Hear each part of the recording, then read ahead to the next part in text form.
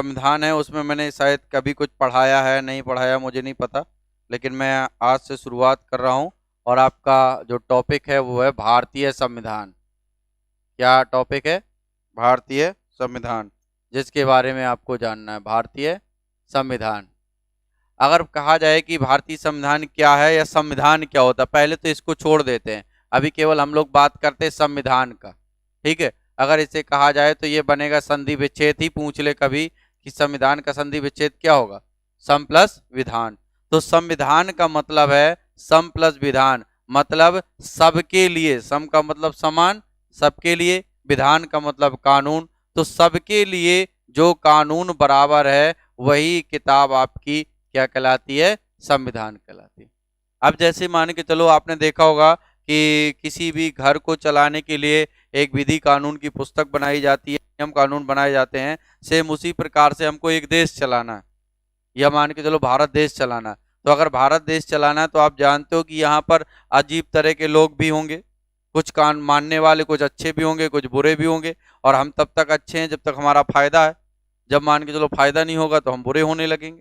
तो सिचुएशन यही कहते हैं कि संविधान की जरूरत क्यों पड़ी। तो आप जानते हो कि बहुत पहले से ही आपने एक नाम सुना होगा कि नेहरू रिपोर्ट। लेकिन नेहरू रिपोर्ट से पहले अगर शुरुआत की जाए तो ये जो आपका 1773 का रेगुलेटिंग एक्ट आता है, शुरुआत कहते हैं न्यू यहीं से पड़ जाती है। 1700 रेगुलेटिंग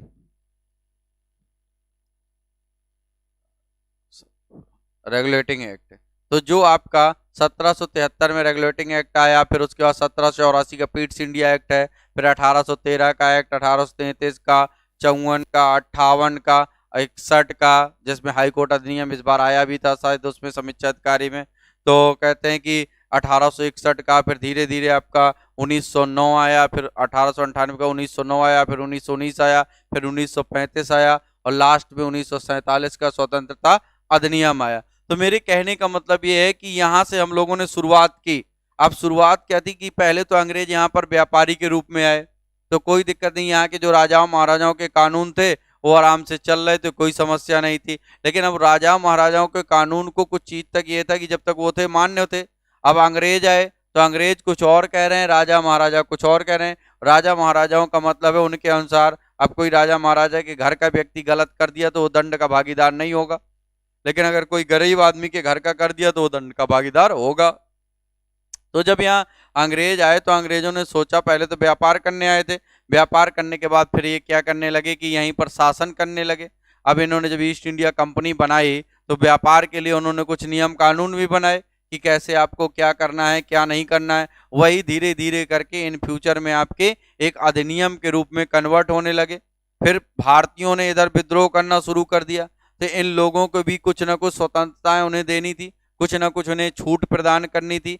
जिस कारण से कहते हैं कि इन लोगों ने ये जो रेगुलेटिंग एक्ट पारित किए तो एक उनकी तरफ से, हमारी तरफ से नहीं, उनकी तरफ से हमको थोड़ा सा कानून का ज्ञान सिखाया जाने लगा कि ऐसे ये होता है, ऐसे ये होता है। कि अभी एकदम से मान के चलो आपको कभी आपने ला ना पढ़ा हो, वकालत ना, वकालत वाला जो होता ला, ये कभी आपने ना पढ़ा हो, एकदम से सभी धाराएं आपको बता दी जाए, इसका ये इसका ये।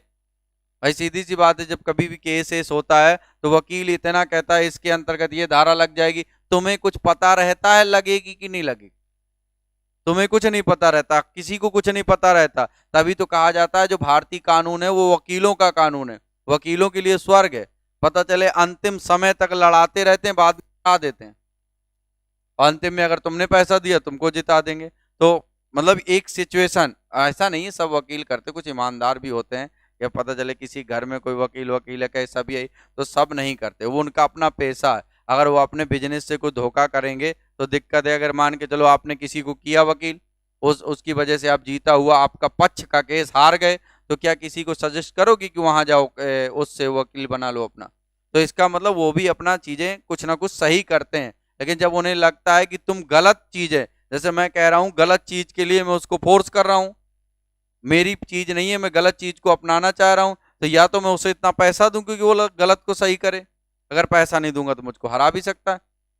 तो कहते हैं कि ये शुरुआत हुई और धीरे धीरे करके फिर अंग्रेजों ने भी चैलेंज करना शुरू कर दिया। तो पहला हम लोगों की ओर से जो प्रयास किया गया वो नेहरू रिपोर्ट थी। नेहरू रिपोर्ट में सबसे पहले जो आपका आया, तो उसमें कहा गया, जब यहाँ के भारतीय लोग बार बार, साइमन कमीशन आया, साइमन कमीशन ने अपनी रिपोर्ट सौंपी, तो हर अधिनियम, नियम या कमीशन कोई गठित होता था तो ये लोग पहले से ही चिल्लाने लगते थे कि अरे ये बेकार है, ये ऐसा है, वैसा है, हमको स्वीकार नहीं है। तो फिर अंग्रेजों को लगा जब तुमको हर चीज बुरी लगती है तो तुम पहले ये बताओ कि तुम कैसे बनाओगे, अगर तुम बनाओ और तुम लोग कुछ ऐसा बनाओ जो सबको मान्य हो, हर व्यक्ति को मान्य हो। तो आप सोचो कि यहाँ 4 आदमी में तो आम सहमति नहीं बन पाती है, तो उस समय पूरा का पूरा भारत देश था। तो ऐसा हिंदू अलग अपने लिए लड़ रहा, मुसलमान अलग लड़ रहा, सिख अलग अपने अधिकार चाहता, ईसाई अलग अधिकार चाहता, तो सबके लिए कैसे हो सकता है। तो जब इन लोगों ने कहा साइमन कमीशन के बाद कि यहाँ, जब साइमन कमीशन का विरोध किया गया तो अंग्रेज गुस्से में आ गए और उन्होंने कहा अच्छा तुम कुछ बना के दिखाओ तो जाने। तो यहाँ के भारतीयों ने स्वीकार किया और मोतीलाल नेहरू, जो पंडित जवाहरलाल नेहरू के पिता थे, तो मोतीलाल नेहरू की अध्यक्षता में एक समिति का गठन किया, एक कमेटी बनाई, जिसे नेहरू कमेटी भी कह सकते हो, और उसने ही कहते हैं कि एक रिपोर्ट प्रस्तुत की 1928 ईस्वी में, सब चीजें बनाकर कि ऐसे ऐसे हम लोग देश चलाएंगे। और जैसे ही इसने बनाई वैसे जो दूसरी पार्टी थी मुस्लिम लीग, ये कांग्रेस की ओर से थे, तो जो मुस्लिम लीग थी उसने कहा हम आपकी बात नहीं मानते हैं।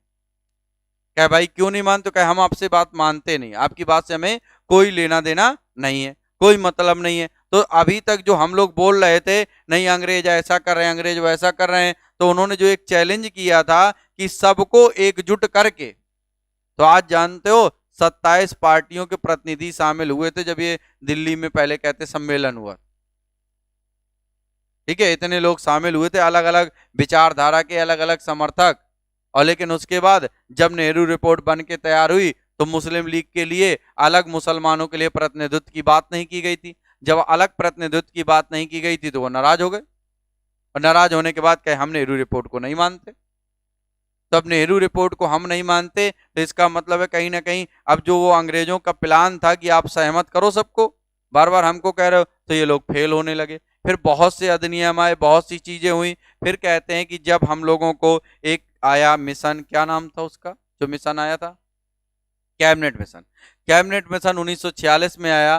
तो कहते हैं कि उस समय आप जानते हो 1946 में मतलब हमारे यहाँ भारत छोड़ो आंदोलन चल रहा था, और 1946 का मतलब आप जान लो कि 1939 से 1945 तक प्रथम विश्व युद्ध, वो द्वितीय विश्व युद्ध चल रहा था।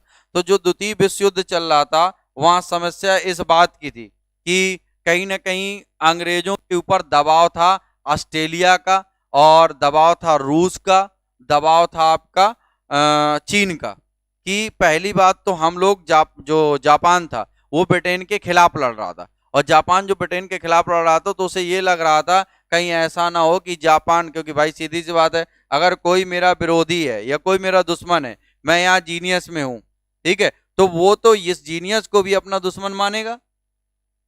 अब जीनियस वाले कहेंगे अगर इनको लगता है कि ये कमजोर है और दूसरा जो विरोधी हो मजबूत है, तो कहेंगे भैया तुम जाओ अपना कहीं और तलाशो, हमें अपनी जीनियस बचाने, तो तुम्हारे चक्कर में अपनी कोचिंग ना बर्बाद। बोलेगा तो यही।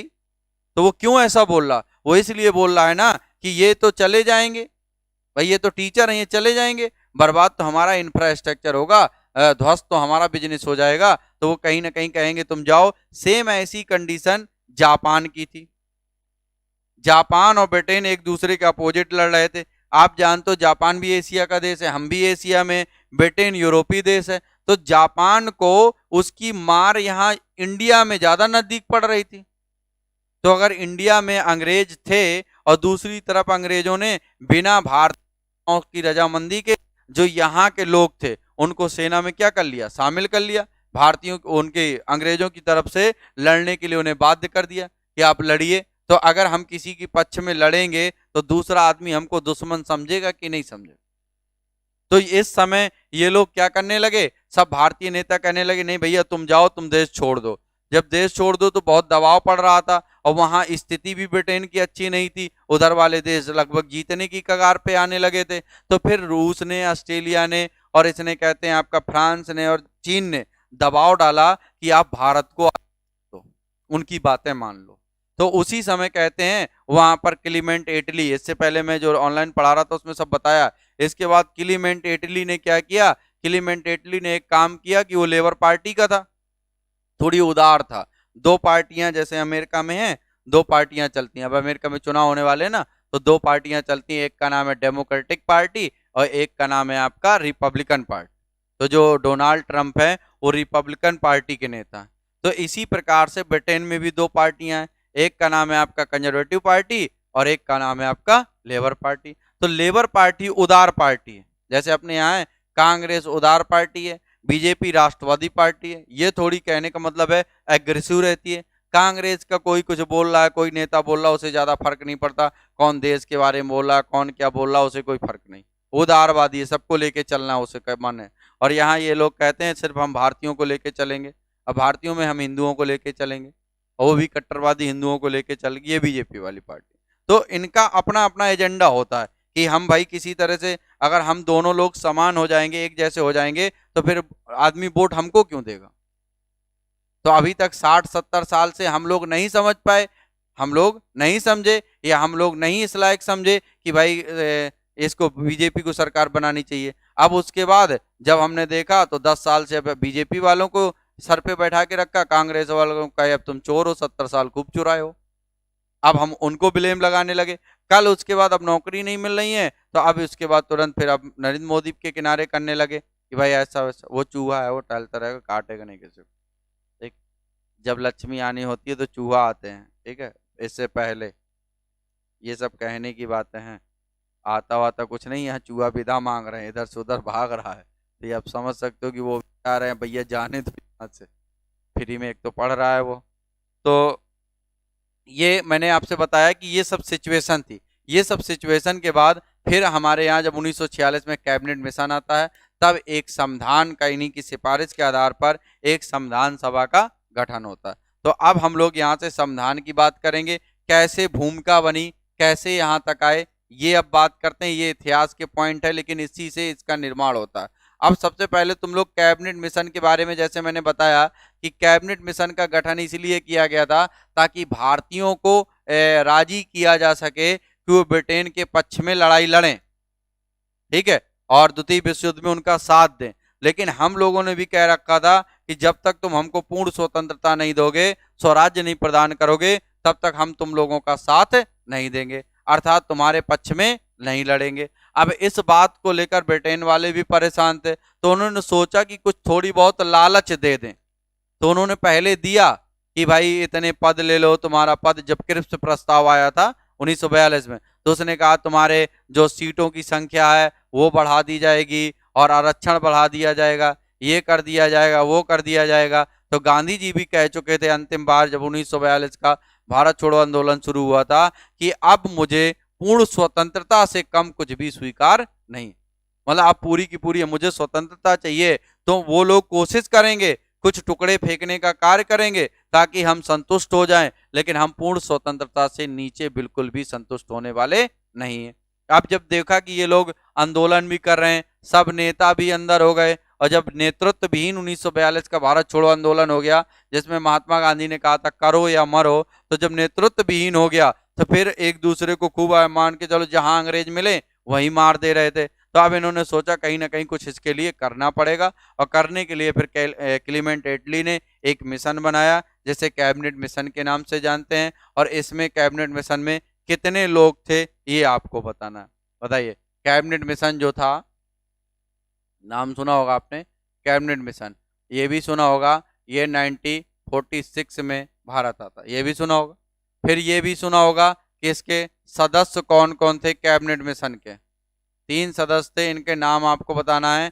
ये 3 कौन कौन से थे? स्टेफर्ड क्रिप्स, क्रिप्स, दूसरा पैथिक लॉरेंस, तीसरा, हाँ अलेक्जेंडर, मैं सीधे लिख देता हूँ अलेक्जेंडर।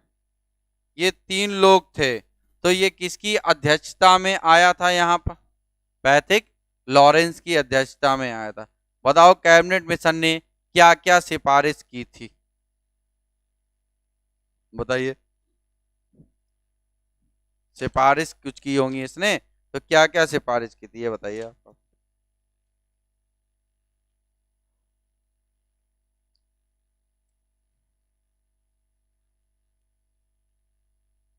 नहीं तो इसने कुछ कहा होगा, कुछ एक ऐसी कुछ बातें कही होंगी कि इसकी बात मुस्लिम लीग ने भी स्वीकार कर ली, इसकी बात अपनी कांग्रेस ने भी स्वीकार कर ली, लेकिन इससे पहले जितने भी दल आए थे तो उनकी बातें नहीं स्वीकार की जा रही थी। तो इसका मतलब इन्होंने कुछ कहा होगा तभी तो स्वीकार किया। क्या कहा था?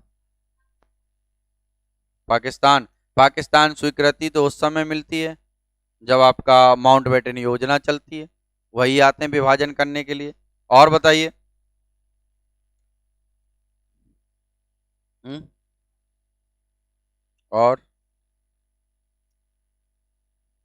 और बताइए। देखो सबसे पहले तो ये एक बात जो सबसे ज्यादा परेशान कर रही थी, वो ये परेशान कर रही थी कि ये लोग बार बार कह रहे थे संविधान सभा का गठन होगा, लेकिन अंग्रेजों द्वारा संविधान सभा गठन की जाएगी और अंग्रेजों द्वारा वो संविधान बनाया जाएगा। इससे पहले जितने भी चाहे क्रिप्स मिशन हो चाहे जो भी आए हो, तो पहले ये यही कहते थे। लेकिन जब ये आया, ठीक है, कौन सा मिशन? Cabinet mission. इसने कहा भारतीय संविधान का निर्माण भारतीयों द्वारा किया जाएगा, अर्थात एक संविधान सभा द्वारा किया जाएगा। और वो संविधान सभा भारतीयों से निर्मित होगी। और संविधान सभा कैसे निर्मित होगी? तो उन्होंने कहा चुनाव होगा। क्या चुनाव कैसे होगा? तो इन्होंने कहा 10 लाख के, मतलब 10 लाख व्यक्तियों पर एक व्यक्ति चुना जाएगा। कहां से? विधानसभाओं से। तो प्रांतीय विधानसभाओं में जो सदस्य थे, तो जैसे मान के चलो यूपी में 50 लाख हैं, ठीक है, 50 लाख में से अब 10 लाख पे एक चुना जाना है, तो 5 कैंडिडेट हमारे जाएंगे। तो उत्तर प्रदेश कितने जाएंगे? 5। तो जो जितना ज्यादा बड़ा प्रदेश होगा, जहां की जितनी ज्यादा जनसंख्या होगी, इसका मतलब है कि वहां पर उतना ज्यादा संविधान सभा में प्रतिनिधित्व होगा। संविधान सभा में जो कुल सीटें रखी गई थी, वो कितनी रखी गई थी? 389। ठीक है, 389 में अब जैसे पूछ लिया जाए कुल, अभी मैं आगे लिखाऊंगा, कुल कितनी सीटें थी, तो आप बताओगे 389 सीटें थी। अगर वो पूछेगा 389 सीटों में, भाई उस समय 3-4 प्रकार की चीजें थी। एक तो थी ब्रिटिश प्रांत जहां पर अंग्रेज शासन कर रहे थे, एक थी देसी रियासत जहां पर राजा लोग शासन कर रहे थे, और एक थी ब्रिटिश कमिश्नरी। तो 3 चीजें थी। एक कौन सा हो गया? ब्रिटिश प्रांत। तो ब्रिटिश प्रांतों से इन्होंने कहा था जो प्रांत है वहां से चुनकर कितने आएंगे, तो इन्होंने कहा था 293। 93 था 92? 292 है शायद, 292। 93 देसी रियासत। ठीक। तो उसके बाद दूसरा, देसी रियासतों से कहा गया था, देसी रियासत यहां से कहा गया था 93। ठीक है। और उसके बाद फिर आपका कमिश्नरी जो थी, कमिश्नरी से कहा गया था कि 4 चुन के आएंगे। तो आप अगर जोड़ोगे तो टोटल 389 होगा। तो कैबिनेट मिशन की बात इसलिए मान ली गई क्योंकि कैबिनेट मिशन ने कहा था कि संविधान सभा का जो निर्माण होगा संविधान के लोगों द्वारा किया जाएगा, मतलब संविधान के लोगों मतलब भारतीयों द्वारा किया जाएगा, और भारतीयों के द्वारा संविधान का निर्माण होगा। वो संविधान सभा का गठन कैसे होगा? तो इन्होंने कहा उसका चुनाव किया जाएगा और प्रत्येक राज्य से 10 लाख की जनसंख्या पर एक कैंडिडेट आपका चुना जाएगा। ठीक है, चलिए शुरुआत करते हैं। अब लिख लेते हैं, हेडिंग डालिएगा संविधान। पहले थोड़ा बहुत लिख लेते हैं जब तक हम चाय भी पी लें। लिखिएगा संविधान।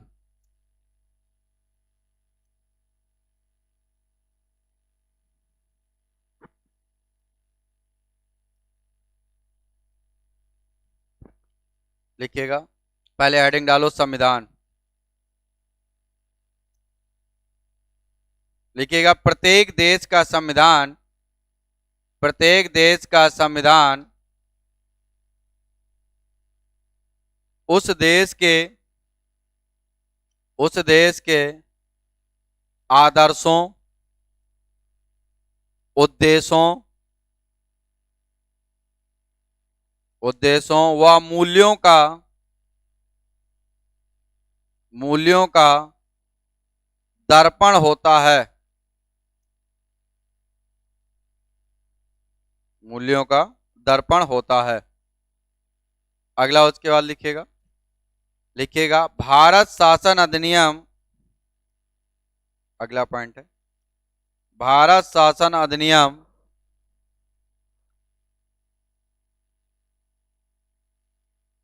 भारत शासन अधिनियम 1935 में देश के लिए लिखित संविधान का उल्लेख नहीं था। लिखित संविधान का उल्लेख नहीं था।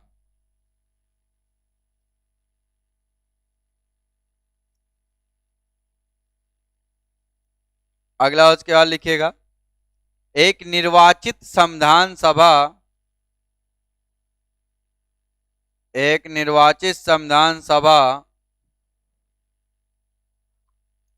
द्वारा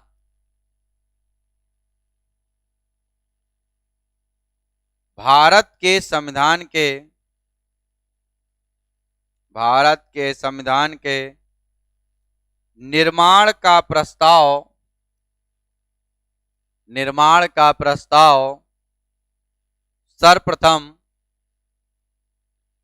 सर्वप्रथम क्रिप्स मिशन कब आया था भारत? हाँ, 1942, कोष्टक में लिख लेना। क्रिप्स मिशन द्वारा किया गया था।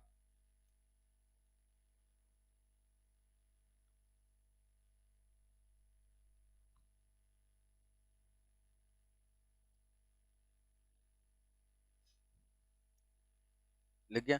अब देखो, जो क्रिप्स मिशन था, इसने कहते हैं कि सबसे पहले कहा था कि जब हमारा ये लड़ाई समाप्त हो जाएगी, 1942 में आया था क्रिप्स मिशन, तो इसने कहा था कि आप लोग शांत हो जाओ, अभी हम लोगों का साथ दो, जब हम लोग युद्ध जीत जाएंगे, द्वितीय विश्व युद्ध, फिर आपके लिए एक अलग संविधान का निर्माण कर देंगे। ठीक है, तो उस समय भारतीय सोच रहे, जैसे होता नहीं है कि अगर मजबूर है कोई तो उस आदमी को उसी समय काम करवा लो, नहीं कल पता नहीं वो बदल जाए अगर बात से। तो यहां पर ये इन्होंने कहा भारतीयों, नहीं तुरंत कराओ, बात की कोई बात नहीं, अभी तुरंत संविधान निर्माण कराओ, भारतीयों को आजाद करो, हम तुम्हारे साथ लड़ेंगे।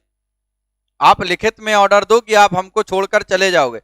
गांधी जी ने यहां तक कह दिया था कि अगर आपको लगता है आप भगवान के लिए हमारे लिए इतना काम कर दो, भारत छोड़ के चले जाओ, अगर आपको लगता है कि भारत में अराजकता फैल जाएगी तो मर जाने दो हमें, लेकिन आप यहां से चले जाओ, लेकिन आप रहोगे तो जापान हमको वैसे मार डालेगा।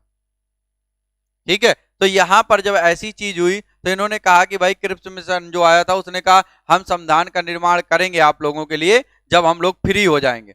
जब ऐसा कहा तो बाकी लोग नाराज हो गए, कहने लगे ये सब चीजें नहीं भाई, तुरंत कराओ, बाद में पता नहीं वादों से तुम लोग भूल जाओ, बहुत से अंग्रेज वादे तोड़ चुके हैं, तो उनका तुरंत कराओ, तो कहते तुरंत नहीं हो पाएगा, तो क्रिप्स मिशन वाली बात लागू नहीं हो पाई। उसके बाद अगला फिर आता है कैबिनेट मिशन, तो हेडिंग डालिए कैबिनेट मिशन 1946।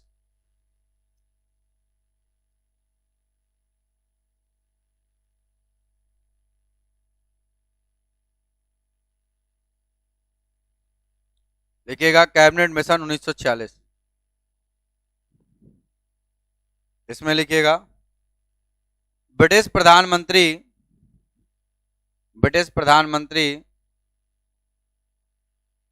सर क्लीमेंट एटली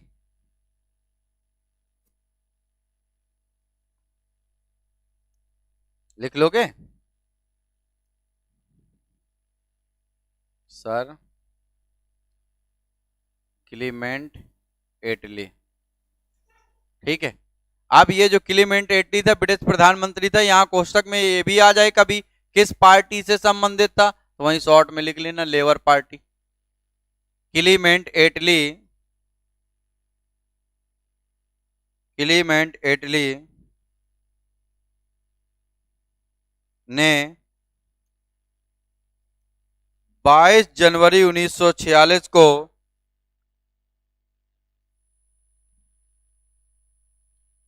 22 जनवरी 1946 को भारत में चल रहे गतिरोध को दूर करने के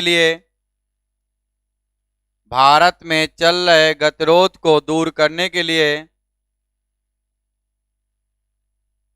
एक उच्च स्तरीय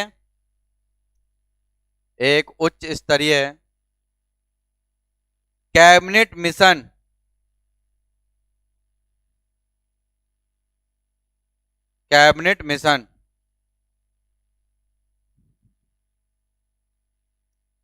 कैबिनेट मिशन भेजने का,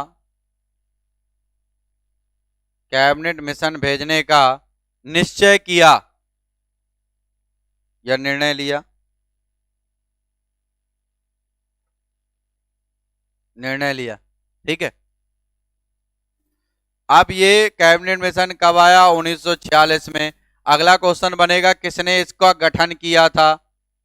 गठन किसने किया तो आप बताओगे क्लीमेंट एटली ने। क्लीमेंट एटली उस समय कौन थे? तो वहां के प्रधानमंत्री थे। किस पार्टी से बिलोंग करते थे? तो लेबर पार्टी से। इससे पहले जो वहां के प्रधानमंत्री थे वो विंस्टन चर्चिल थे, विंस्टन चर्चिल थे। बस ऐसे नाम जानो, लिखना नहीं है। विंस्टन चर्चिल इससे पहले थे और ये आपके कंजर्वेटिव पार्टी के थे, कंजर्वेटिव पार्टी, कंजर्वेटिव पार्टी से बिलोंग करते थे। ठीक है। तो अगर बात किया जाए तो सर क्लीमेंट एटली द्वारा लेबर पार्टी जो प्रधानमंत्री थे उसके, तो इनके द्वारा कैबिनेट मिशन का 1946 में गठन किया गया। कैबिनेट मिशन कितने सदस्यीय था? तो आप बताओगे ये 3। ठीक है। और 3 सदस्यों में से एक थे आपके पैथिक लॉरेंस, पैथिक लॉरेंस। दूसरे थे आपके स्टेफर्ड क्रिप्स, स्टेफर्ड क्रिप्स। तीसरी अगर बात की जाए तो तीसरे थे आपके अलेक्जेंडर। ठीक है। तो अगर पूछा जाए कितने सदस्य थे तो 3 सदस्य। कौन कौन शामिल था ये बता दिया। अगर ये पूछ ले कि किसकी अध्यक्षता में कैबिनेट मिशन गठित किया गया तो अध्यक्षता आपकी किसकी थी? तो आपका आंसर होगा कैबिनेट मिशन पैथिक लॉरेंस की अध्यक्षता में गठित किया गया। ठीक है। तो लिख लो आप, देखो अगला पॉइंट लिखो, लिखो कैबिनेट मिशन, कैबिनेट मिशन के, कैबिनेट मिशन के सदस्यों के रूप में, सदस्यों के रूप में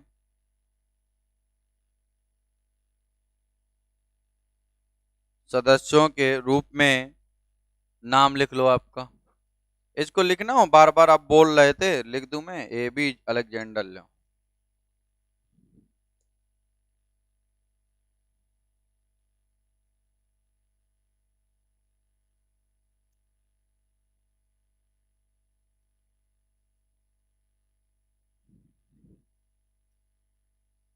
लिखिए, लिख गया। अगला पॉइंट लिखिएगा कैबिनेट मिशन द्वारा, कैबिनेट मिशन द्वारा 16 मई 1946 को, 16 मई 1946 को एक योजना प्रस्तुत की, एक योजना प्रस्तुत की जिसके प्रावधान निम्नलिखित थे। पहला,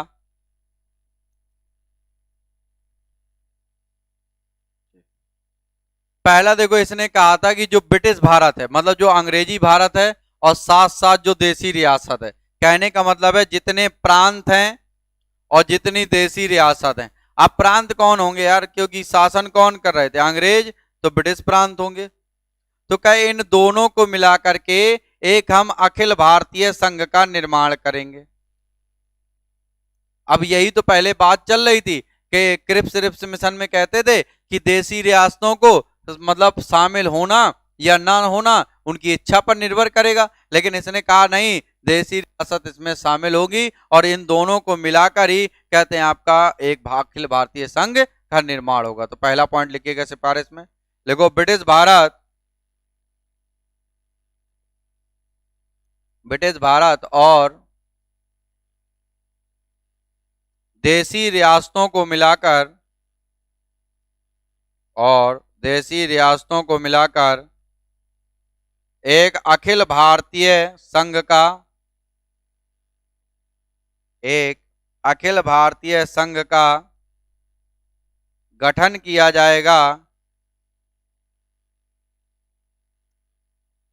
अखिल भारतीय संघ का गठन किया जाएगा और विदेश,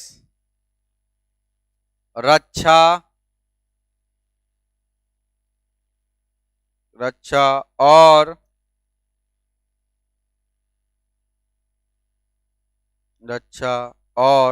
संचार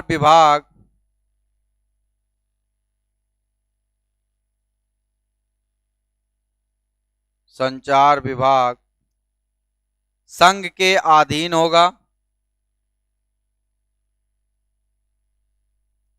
संघ के अधीन होगा और इसके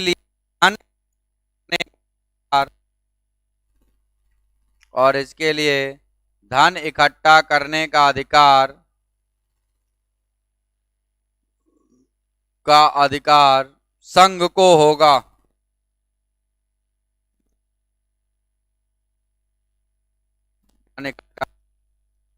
संघ को होगा। उसके बाद लिखिएगा भारतीय संविधान के निर्माण के लिए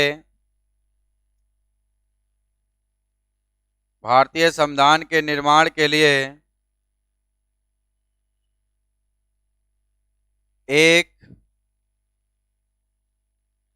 अप्रत्यक्ष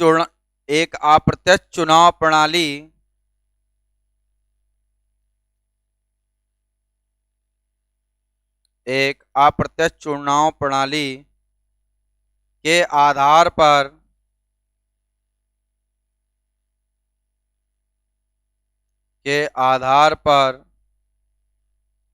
एक संविधान सभा का गठन किया जाएगा।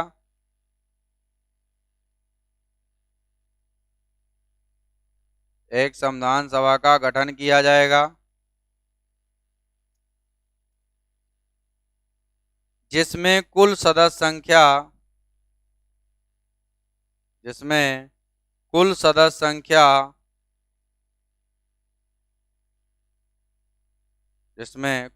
संख्या 389 होगी। 389 होगी, जिसमें अब देख लेना, इसको जरा ऐसे डिवाइड कर लो। मैंने अभी जैसे बताया था आपको, क्या बताया था, मैंने कहा 389 सदस्य होंगे। 389 सदस्यों में अगर बात किया जाए तो ब्रिटिश प्रांतों से कितने होंगे, कितना बताया था अभी, 292। फिर उसके बाद अगर कहा जाए देसी रियासतों से कितने होंगे तो कितना बताया था आपने, 93। अगर कहे कमिश्नरी से कितने होंगे तो आपका आंसर होगा 4, और टोटल बताओगे तो 389 हो जाएगा। ये स्ट्रक्चर है, ऐसे ही बना लो आप। 389 सदस्य कहाँ से कितने लिए जाएंगे।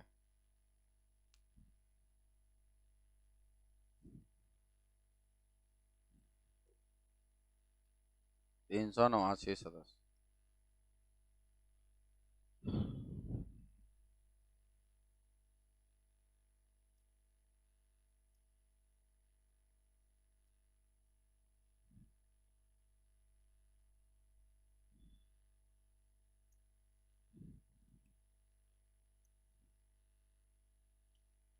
लिख गया, आगे बोलें।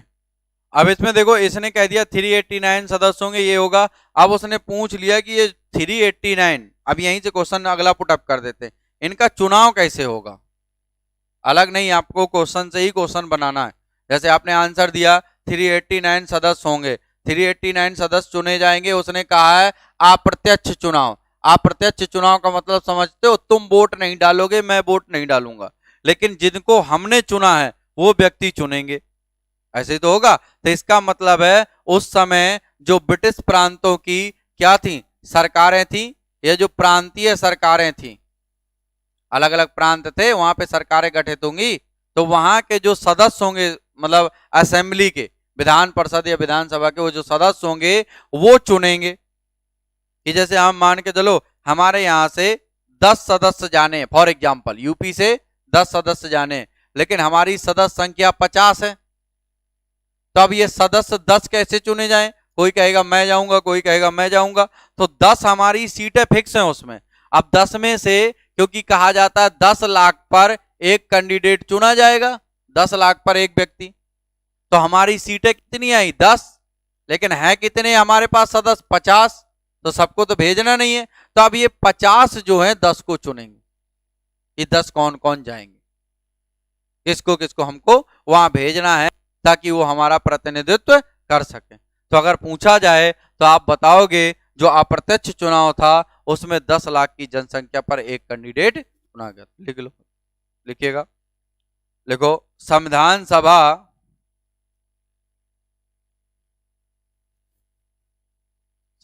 सभा में यह निश्चित किया गया था कि लगभग 10 लाख व्यक्तियों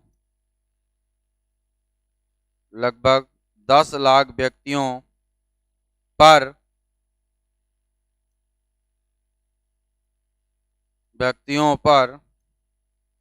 संविधान सभा में एक सदस्य होगा, अर्थात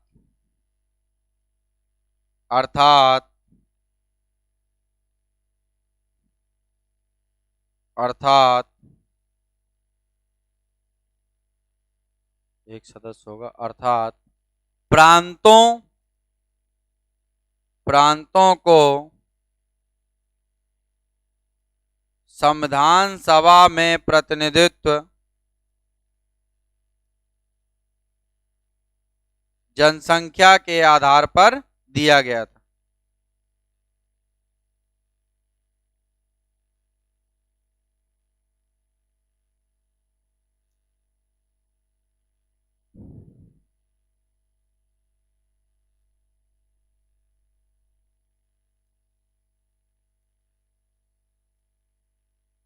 लिख गया? अगला उसके बाद, हाँ लिखेगा, संविधान सभा में महिला सदस्यों की संख्या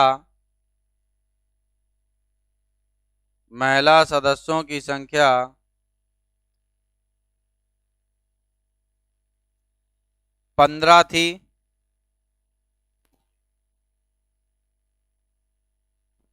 और अनुसूचित जाति के सदस्यों की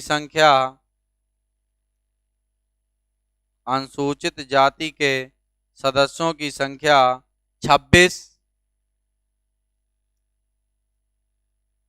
तथा अनुसूचित जनजाति के सदस्यों की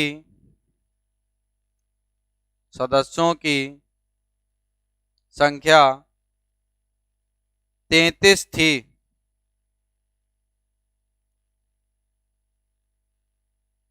ठीक है? तो इसमें क्या कह रहा है कि जो माप का कह दिया जाए, संविधान सभा में अभी तक तो एक क्वेश्चन आता रहा है कि महिलाओं की संख्या कितनी थी, तो अलग अलग किताबों में अलग अलग लिखा रहता, लेकिन आंसर आपका 15 ही सही होगा कि संविधान सभा में महिलाओं की संख्या 15 थी। लेकिन अगर पूछ लिया जाए कि संविधान SC और ST इनकी संख्या कितनी थी, इन फ्यूचर में क्वेश्चन बन सकता है भाई, कि अगर ये सबको रट चुका है तो अगला क्वेश्चन यही टारगेट बनाएगा अगर उसे गलत कराना है। तो अगर पूछा जाए तो आप बताओगे SC की सदस्य संख्या 26 थी और ST की सदस्य संख्या 33 थी। ठीक है? और अगर कहा जाए महिला की सदस्य संख्या 15 थी। ये आपका डाटा, और बाकी आपकी चीजें आपको पता ही है। तो अगर पूछा जाए कि संविधान सभा में महिलाएं कितनी थी तो 15 बताओ। ठीक है? अब कहीं कहीं आप कहोगे सर 12 महिलाएं भी लिखी रहती हैं, कई किताबों में लिखी हैं, तो 12 महिलाएं जब साइन हो रहे थे तो उस समय 12 महिलाएं मौजूद, वो लिखी रहती हैं, लेकिन कुल सदस्य संख्या 15 थी। अगर कहा जाए SC की तो 26, ST की 33 इतनी सदस्य संख्या थी। ठीक है, आगे लिखिएगा, लिखो अगली सिफारिश क्या थी, तो लिखिएगा देशी रियासतों का प्रतिनिधित्व भी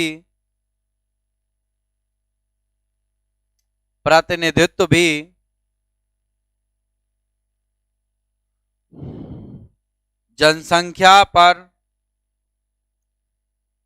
आधारित था और इसके लिए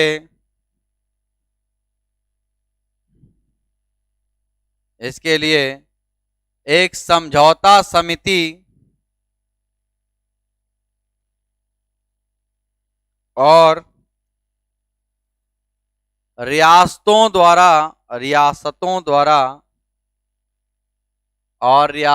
द्वारा तय की गई समिति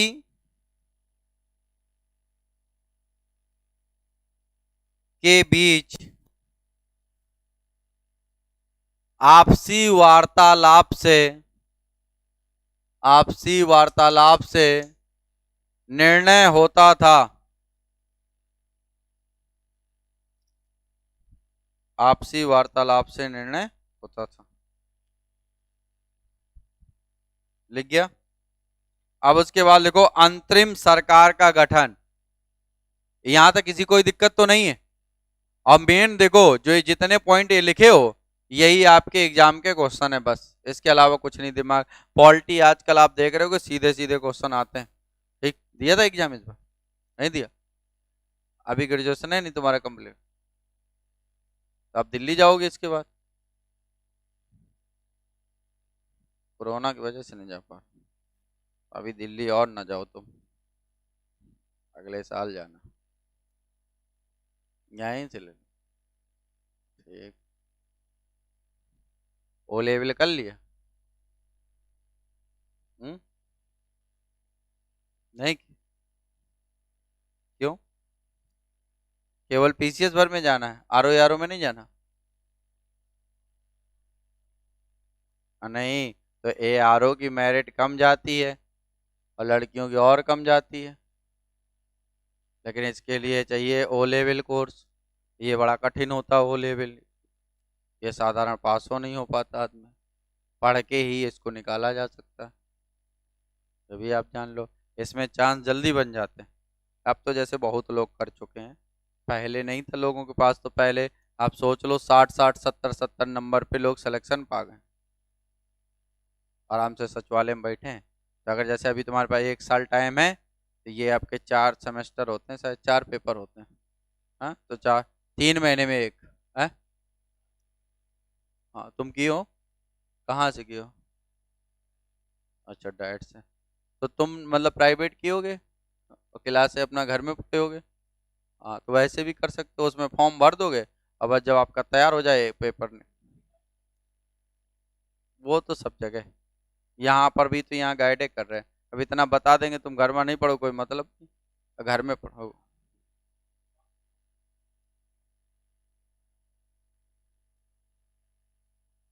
12 अंक भी नहीं है?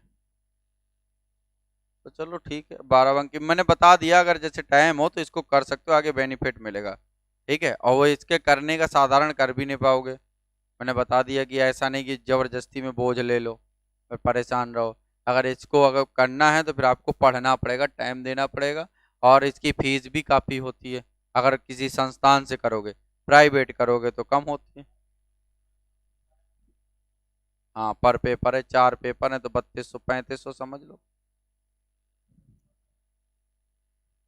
तो मैंने 3500 लिख दिया पूरा।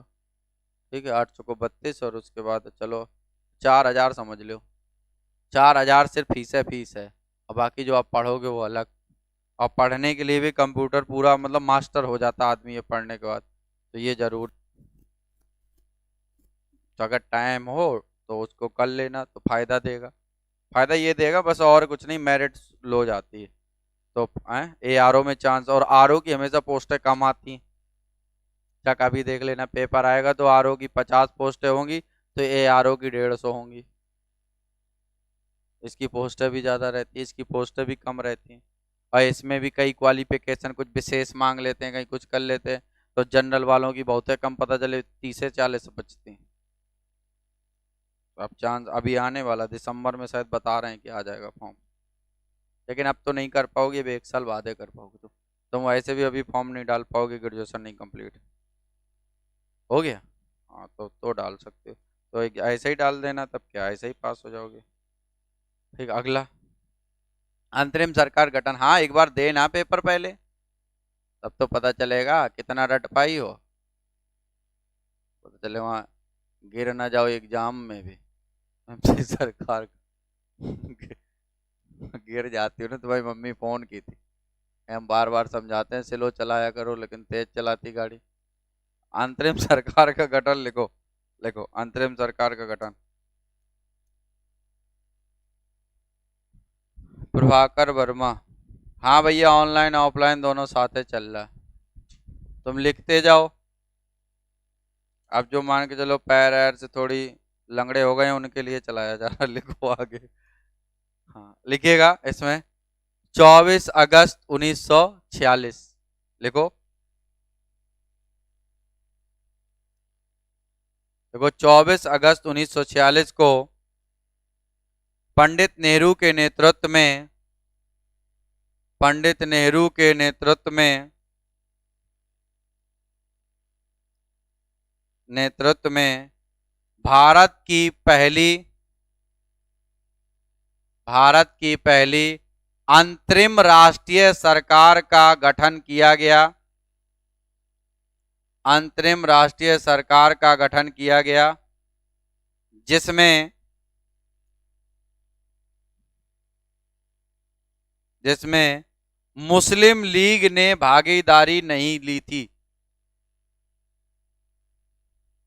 जिसमें मुस्लिम लीग ने भागीदारी नहीं ली थी, मुस्लिम लीग ने भागीदारी नहीं ली थी।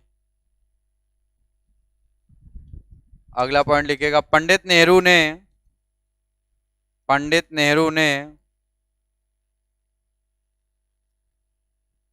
पंडित नेहरू ने 11 सदस्यों के साथ, 11 सदस्यों के साथ मिलकर 2 सितंबर 1946 को, 2 सितंबर 1946 को, 2 सितंबर 1946 को अपने पद की शपथ ली थी, जिसमें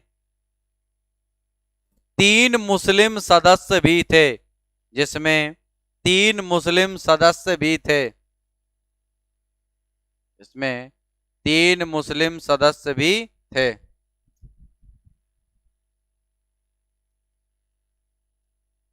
ठीक है, लेकिन आप जान लो, अगर कहा जाए कि पंडित नेहरू ने, जो मैं कह रहा हूं, 2 सितंबर 2 सितंबर 1946 को अपने पद की शपथ ली, अंतरिम सरकार का जो गठन हुआ, इसमें कुल कितने मेंबर थे? 11 मेंबर थे। 11 मेंबरों में से 3 सदस्य ऐसे थे, अगर पूछ लिया जाए 11 सदस्य जो लेते हैं शपथ, उसमें से मुस्लिम कितने थे अगर पूछ ले, तो आपका आंसर होगा 3 थे। लेकिन ये मुस्लिम, मुस्लिम लीग के सदस्य नहीं थे।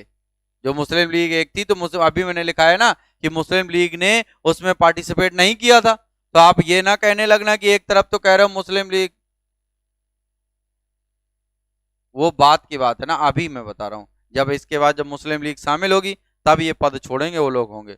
तो जब अगर मैंने ये कह दिया आपसे कि अंतरिम सरकार का गठन हुआ, मुस्लिम लीग उसमें भाग नहीं लेती है, तो अब ये 3 मुस्लिम का मतलब, जो 3 मुस्लिम सदस्य शामिल हुए, इसका मतलब ये नहीं ये मुस्लिम लीग से थे, ये कांग्रेस से ही थे। ठीक है, अब जब आगे चलकर अक्टूबर 1946 में अब मुस्लिम लीग सरकार में शामिल होगी, तब ये लोग पद छोड़ेंगे और उनके सदस्य शामिल होंगे। तो प्रारंभिक चरण में मुस्लिम लीग ने, कहते हैं कि इसमें हिस्सा नहीं लिया था, ये मेरे कहने का तात्पर्य। ठीक है, तो लिखिए, लिखिए आगे, क्योंकि कहीं कहीं कंफ्यूजन हो जाता है, पूछ लेता है कि ये मुस्लिम लीग से कितने सदस्य थे, तो आपको मैंने बताया 3 मुस्लिम सदस्यों ने भाग लिया, तो आप सोचो मुस्लिम है तो मुस्लिम लीग से होंगे, तो वहां गलत हो सकता है। तो इसको टारगेट करना है कि 11 सदस्यों में से 3 सदस्य मुस्लिम थे, ना कि मुस्लिम लीग से थे। मुस्लिम लीग अब शामिल होगी अक्टूबर 1946 में, और ये मैं बात कर रहा हूं सितंबर 1946 की। ठीक है, तो अगला पॉइंट लिखिएगा। देखो 24 अक्टूबर 1946 को 1946 को मुस्लिम लीग भी सरकार में शामिल हो गई, सरकार में शामिल हो गई, जिसका उद्देश्य था, जिसका उद्देश्य था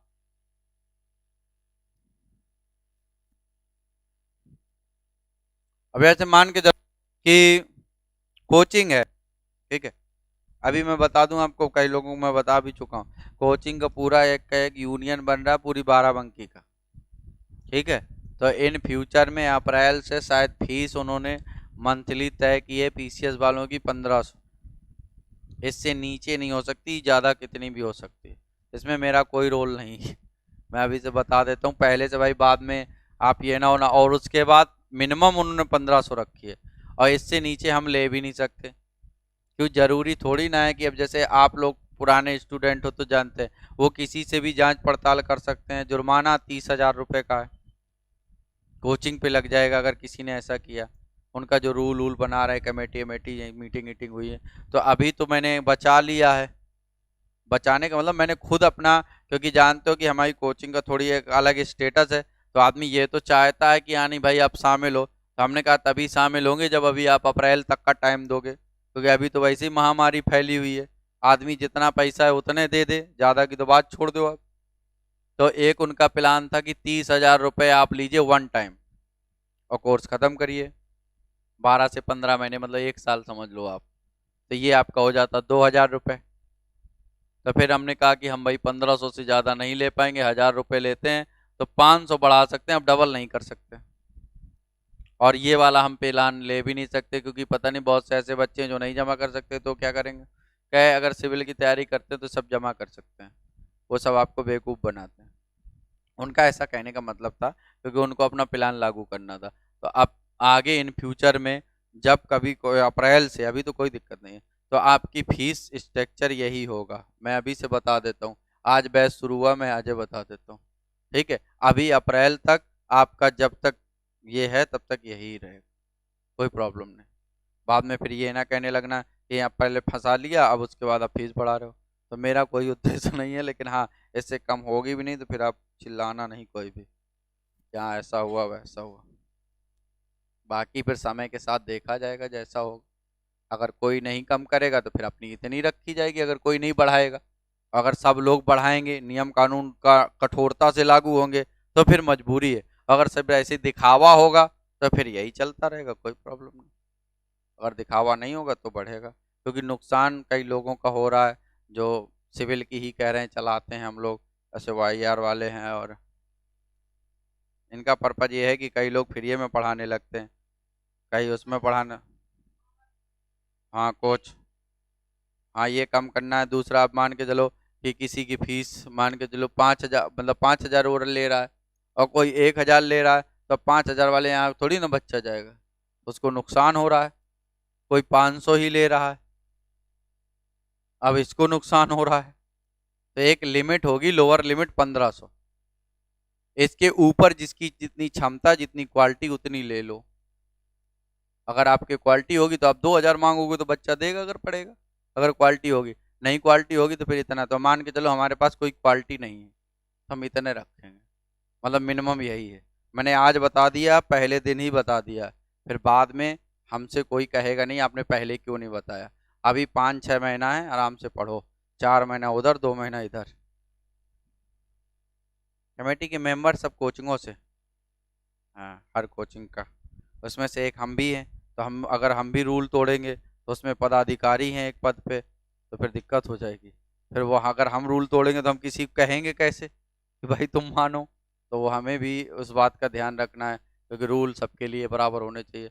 अगर हमारे में ये फाउंडेशन लगाएंगे तो हम भी किसी को भेज के दूसरे के यहाँ पता कर सकते हैं, भाई तुम कैसे ले रहे हो। अगर वो कहेंगे नहीं हमारे यहाँ कम ले रहे हैं, ये कर रहे हैं, वो कर रहे हैं, तो उन पे जुर्माना लगेगा, फिर हम अपनी फीस लेंगे जैसा वो होगा।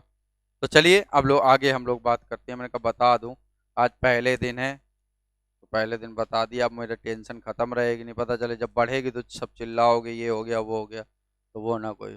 तो अंतरिम सरकार का गठन हुआ ये भी जाना। फिर उसके बाद अंतरिम सरकार में सबको अलग अलग पद मिले होंगे ना।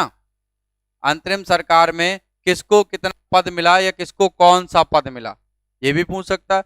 तो 1946 में जो सरकार का गठन हुआ, इसी में बैठ जाइए, तो 1946 में का अंतरिम सरकार का गठन पंडित नेहरू की अध्यक्षता में गठित हुई। तो पहले तो दिक्कत ये थी कि पहली जो बात थी, तो पहले मुस्लिम लीग उसमें शामिल नहीं होना चाह रही थी।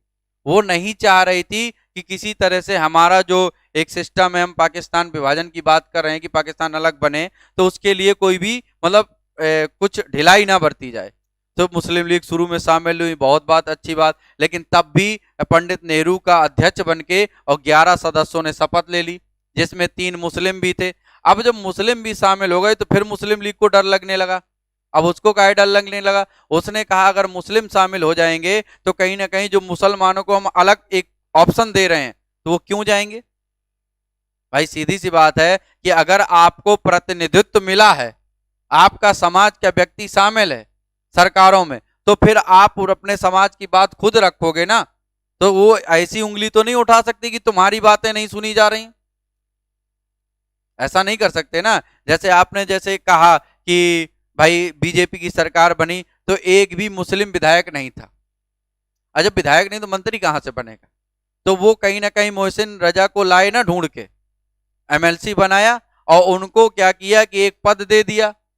अब उनको एमएलसी बनाया, विधायक नहीं बनाया। अब एमएलसी बनाया, उनको एक पद दे दिया, एक मंत्री भी बना दिया कि और प्रवक्ता भी बना दिया। भैया अब बात रखते रहो। तो जो मुस्लिम वर्ग है ये नहीं कह सकता ना कि बीजेपी हमको प्रतिनिधित्व नहीं दे रही। अब तो दूसरी बात हो गई कि भाई तुम्हारा सदस्य भी नहीं जीत के आया, फिर भी हमने मंत्री पद दिलाया। तो जब मुस्लिम लीग शुरुआत में विरोध की तो पंडित नेहरू ने 3 मुस्लिम सदस्यों के साथ कुल 11 लोगों ने 2 सितंबर 1946 को अंतरिम सरकार की क्या ली, शपथ ले ली। अब मुस्लिम लीग टेंशन में आने लगी कि ऐसे चल के तो हमारा कहीं ना कहीं जो वर्चस्व स्थापित किया समाप्त हो जाएगा। तो वो अक्टूबर 1946 में, बोले तो 24 अक्टूबर 1946 को मुस्लिम लीग भी क्या है, अंतरिम सरकार में शामिल हो गई।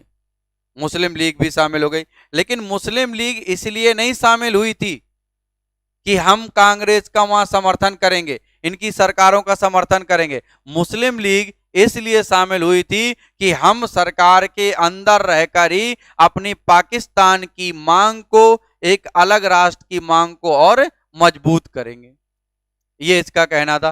तो आप जानते हो अच्छी तरीके से, अगर वहां उस समय तुम लोग नहीं मौजूद थे तो अभी 2-4-10 साल पहले तो मौजूद थे जब केजरीवाल का जन्म हुआ। केजरीवाल तो पहले जन्म हो गया था, उनकी पार्टी का जब जन्म हुआ तो उनका सेंटेंस यही था, अन्ना हजारे यही कह रहे थे ना पार्टी नहीं बनाना।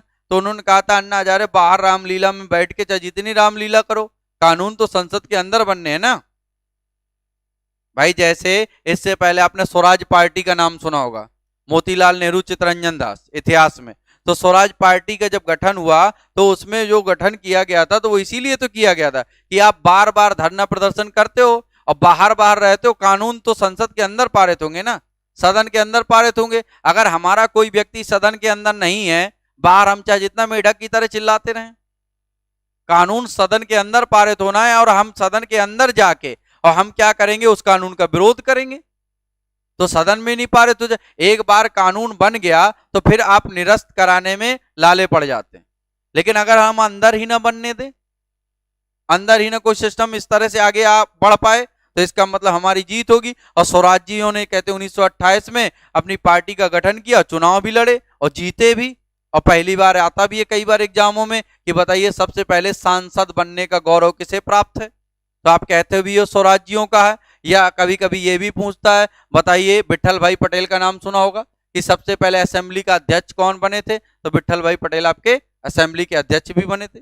तो वही चीज तो मुस्लिम लीग यहां पर समझ में आ गई कि सरकार में शामिल होना चाहिए और शामिल होकर विरोध करना चाहिए। तो अक्टूबर 1946 में मुस्लिम लीग आपकी क्या इसमें शामिल हो गई और शामिल होने के बाद फिर अंतरिम सरकार का जो गठन पहले हुआ था दोबारा फिर किया गया। भाई अगर ये शामिल हुए हैं तो इनके कुछ मेंबर शामिल होंगे, तो इसका मतलब है कांग्रेस के कुछ इस्तीफा देंगे और उनकी जगह पे इन लोगों को क्या किया जाएगा, पद दिया जाएगा, तभी तो ये सरकार में माना जाएगा। लेकिन ये सरकार में सरकार का समर्थन करने नहीं गए थे, बल्कि सरकार के अंदर जाके सरकार का विरोध करने गए थे। तो ये जो अंतरिम सरकार बनी थी इसमें किसको कौन सा पद मिला था ये आप देख लो, लिख लो। अंतरिम सरकार ये बिल्कुल स्टार्टिंग है संविधान का, यहीं से सब चीजें शुरू होती हैं, आगे प्रक्रिया चलती जाएगी। तो हेडिंग डाल लीजिएगा अंतरिम सरकार, एक तरफ लिखो सदस्य एक तरफ विभाग। कई बार पूछ लेता अंतरिम सरकार में कौन किस विभाग पर था, किसके अंतर्गत था, एक तरफ सदस्य एक तरफ विभाग। संविधान की क्लास है आपका, मुझे लग रहा है एक आध पेज मैंने लिखाया होगा शुरुआत का और बाकी अभी शुरुआत ही कर रहे हैं। एक तरफ सदस्य लिखिए। एक आप जानते हो पहले तो हम लोग किसके बारे में करेंगे, पंडित जवाहरलाल नेहरू के बारे में, मेन यही थे। तो पहला इनको कौन सा पद दिया गया था, हाँ इनके पास दो दो चीजें थी। एक तो था जैसे आपने सुना होगा कॉमनवेल्थ, कॉमनवेल्थ सुना, राष्ट्रमंडल। तो राष्ट्रमंडल जो खेल होते हैं अभी दिल्ली में अपने हुए थे कुछ दिन पहले 2010 के आसपास, तो जो राष्ट्रमंडल खेल होते तो राष्ट्रमंडल खेलों में जो देश आते हैं तो वो वही देश हैं जो कभी ना कभी ब्रिटेन के उपनिवेश रहे। उपनिवेश का मतलब है कभी ना कभी उसको गुलाम बना के वो रखें। तो वो स्वाधीनता मतलब अपनी स्वच्छ, जैसे हम लोग शामिल हैं तो ये एक गुलामी का प्रतीक है, लेकिन हम मतलब अपनी मर्जी से शामिल हैं, बाउंडेशन नहीं है उसमें। जितने देश हैं वो अपनी मर्जी से शामिल हैं, भला ही वो गुलामी का, लेकिन हम लोग ये चाहते हैं कि सब लोग यूनिट में अगर शामिल है राष्ट्रमंडल में तो उनका मतलब ये है कि इनको ये लगा रहे कि ये अपने देश हैं। तो कभी अगर 19-20 होगा, पंडित नेहरू ने उस समय इसीलिए, जैसे मान के चलो अब कोई भी व्यक्ति, नया नया हमारा भारत देश आजाद हुआ था, उस समय ऐसी स्थिति नहीं थी कि हम काला रूपर के बात कर सके, सबको ललकार, हमेशा जब स्थिति के अनुसार आपके वक्तव्य निकलते हैं। आप कभी भी देखिए मनमोहन सिंह को, इससे पहले मनमोहन सिंह ने वो दौर भी देखा है जब वो वित्त मंत्री थे, उन्होंने वो दौर भी देखा है जब कहते चंद्रशेखर ये नरसिम्हा राव वीपी सिंह ये लोग क्या है सोना गिरवी रख के वहां से पैसा लाए थे। तो आप सोचो कि अगर मुझे तुमसे 500 रुपए लेना है, मुझे घड़ी गिरवी कर रखनी पड़ रही है, तो मेरी इमेज क्या है तुम्हारी नजरों में ये मुझे पता हो गई। अगर तुम 500 रुपए मुझे तब दे रहे हो जब कह रहे हो घड़ी गिरवी रख दो, क्योंकि अब मैं दिवालिया होऊंगा, लौटाने के उसमें नहीं होऊंगा या मैं लौटा ही नहीं पाऊंगा, तभी तो इतना अविश्वास है आपके अंदर। तो वो दौर भी देखा मनमोहन सिंह ने, तो मनमोहन सिंह कभी ऐसे सेंटेंस नहीं निकले। लेकिन मोदी जी जब आए तो उनके समय में हमारी अर्थव्यवस्था बहुत अच्छी बन चुकी थी। भारतीय अर्थव्यवस्था की एक खासियत है, दो तरह से सपोर्ट होती है, एक तरफ एग्रीकल्चर सेक्टर से, एक आप जानते हो कि तृतीय क्षेत्र जिसे बोलते हैं इंडस्ट्रियल एरिया। तो अगर जो तृतीय के सेवा क्षेत्र जो है, अगर ये कहते हैं कहीं ना कहीं डैमेज होता है तो एग्रीकल्चर सेक्टर संभाल लेता है। अभी तक हम लोग पूरी तरह से बर्बाद हो जाते, जिस तरह से सब कुछ बंद चल रहा है, तो एग्रीकल्चर सेक्टर ने ही हमको संभाल के रखा है। तो विश्व के कई अर्थशास्त्री कहते हैं चाहे जितनी ज्यादा मंदी आ जाए, चाहे जितना खराब दौर आ जाए, भारत कभी बर्बादी के दौर पे नहीं जा सकता। हाँ, तो मतलब ये बर्बाद नहीं हो सकता। बर्बाद ना होने का बस एक रीजन है, ये नहीं हमारे पास बहुत कुछ रखा है, हम बहुत कुछ रखे हैं, लेकिन हमने ऐसी अर्थव्यवस्था बना के रखी कि एक सेक्टर खराब होगा तो दूसरा संभाल लेगा। और अगर दूसरा एग्रीकल्चर में सूखा उखा पड़ा, इससे पहले 2-3 साल मनमोहन सिंह की सरकार में सूखा पड़ा, तो यहाँ पर आपका पूरा का पूरा इंडस्ट्रियल एरिया और सेवा सेक्टर ये पूरा हावी रहा, तो ये कंट्रोल किए रहा। अब ये जो नोटबंदी के बाद और साथ साथ ये आपका जीएसटी के बाद और फिर ये महामारी आ गई, इसने जो बर्बाद किया, तो एग्रीकल्चर सेक्टर संभाले हुए, रिकॉर्ड उत्पादन भी हुआ, ताकि ये हुआ कि हाँ भाई खाने को बना रहेगा। तो पंडित जवाहरलाल नेहरू की दो चीजें, एक तो इनको विदेश मंत्रालय देखना था, एक राष्ट्रमंडल संबंधी मामले। राष्ट्रमंडल संबंधी मामले, राष्ट्रमंडल आप जानते हो जो कभी ना कभी ब्रिटेन के कभी ना कभी उपनिवेश रहे हैं, तो राष्ट्रमंडल संबंधी मामले, और दूसरा था इनका विदेश। ये दोनों मामले किसके पास थे, पंडित जवाहरलाल नेहरू को देखना था।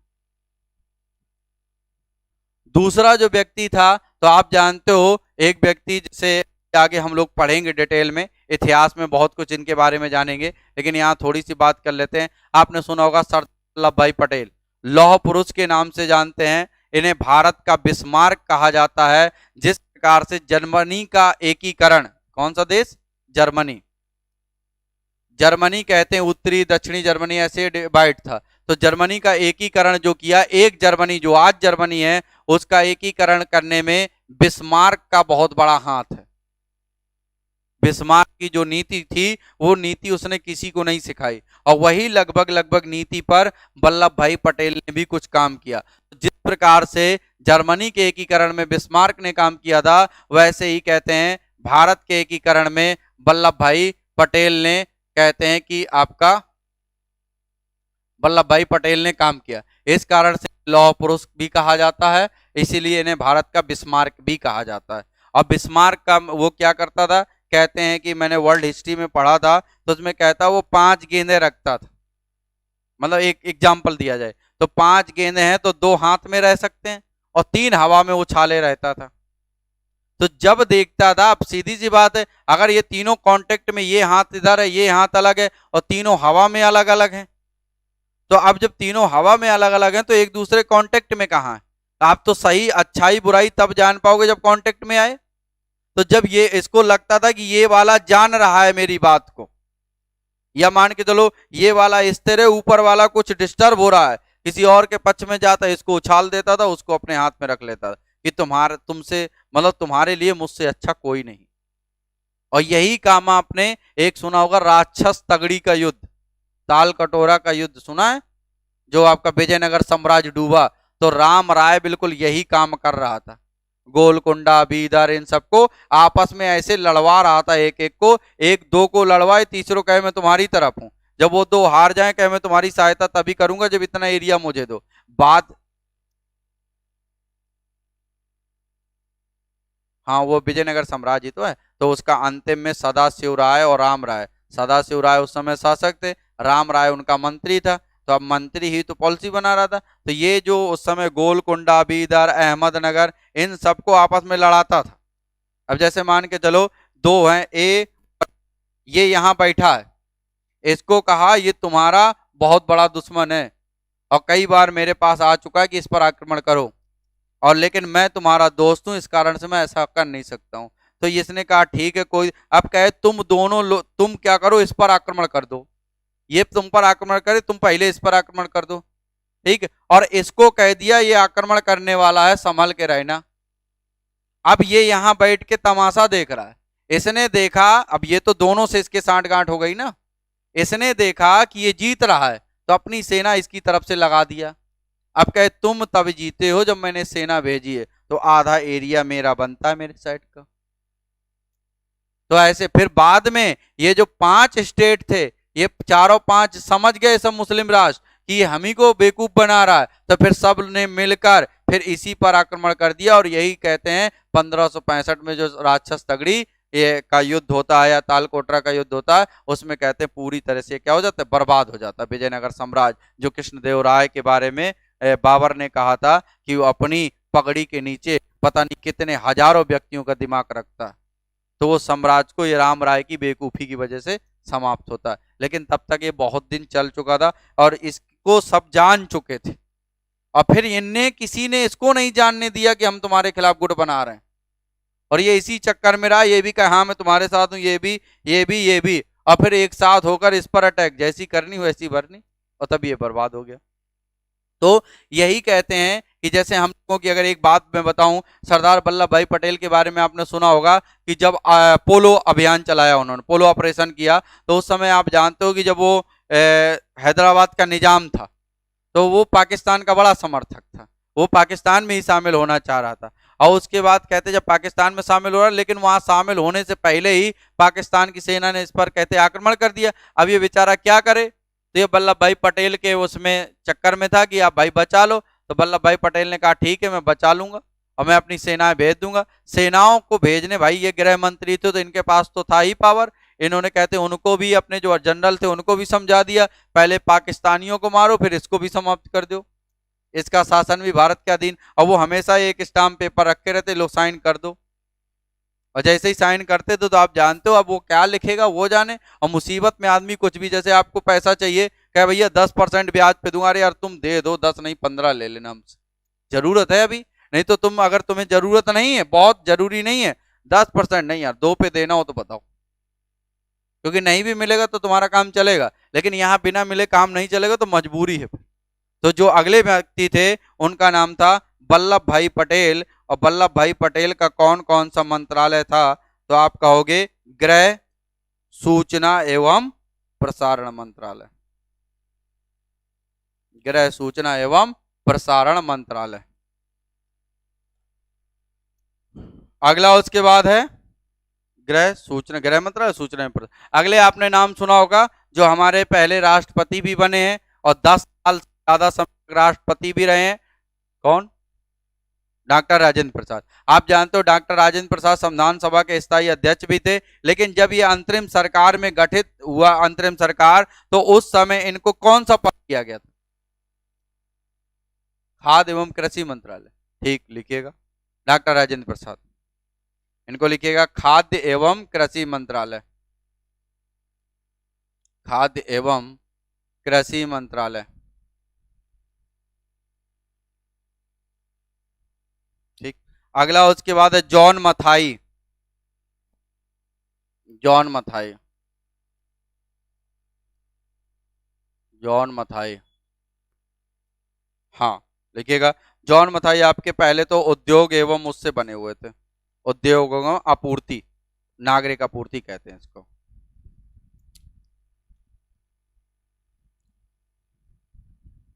रेलवे का अब्दुल रब नस्तर बनते हैं अंतिम में, फिर आगे चलकर ये कहते हैं कि जब सरकार बनती अंतिम, तब ये इनको विभाग मंत्रालय चेंज होता है।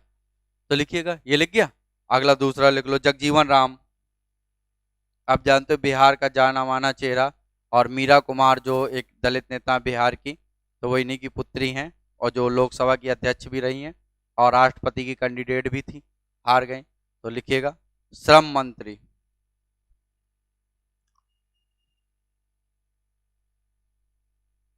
अगला है सरदार बलदेव सिंह, रक्षा मंत्रालय,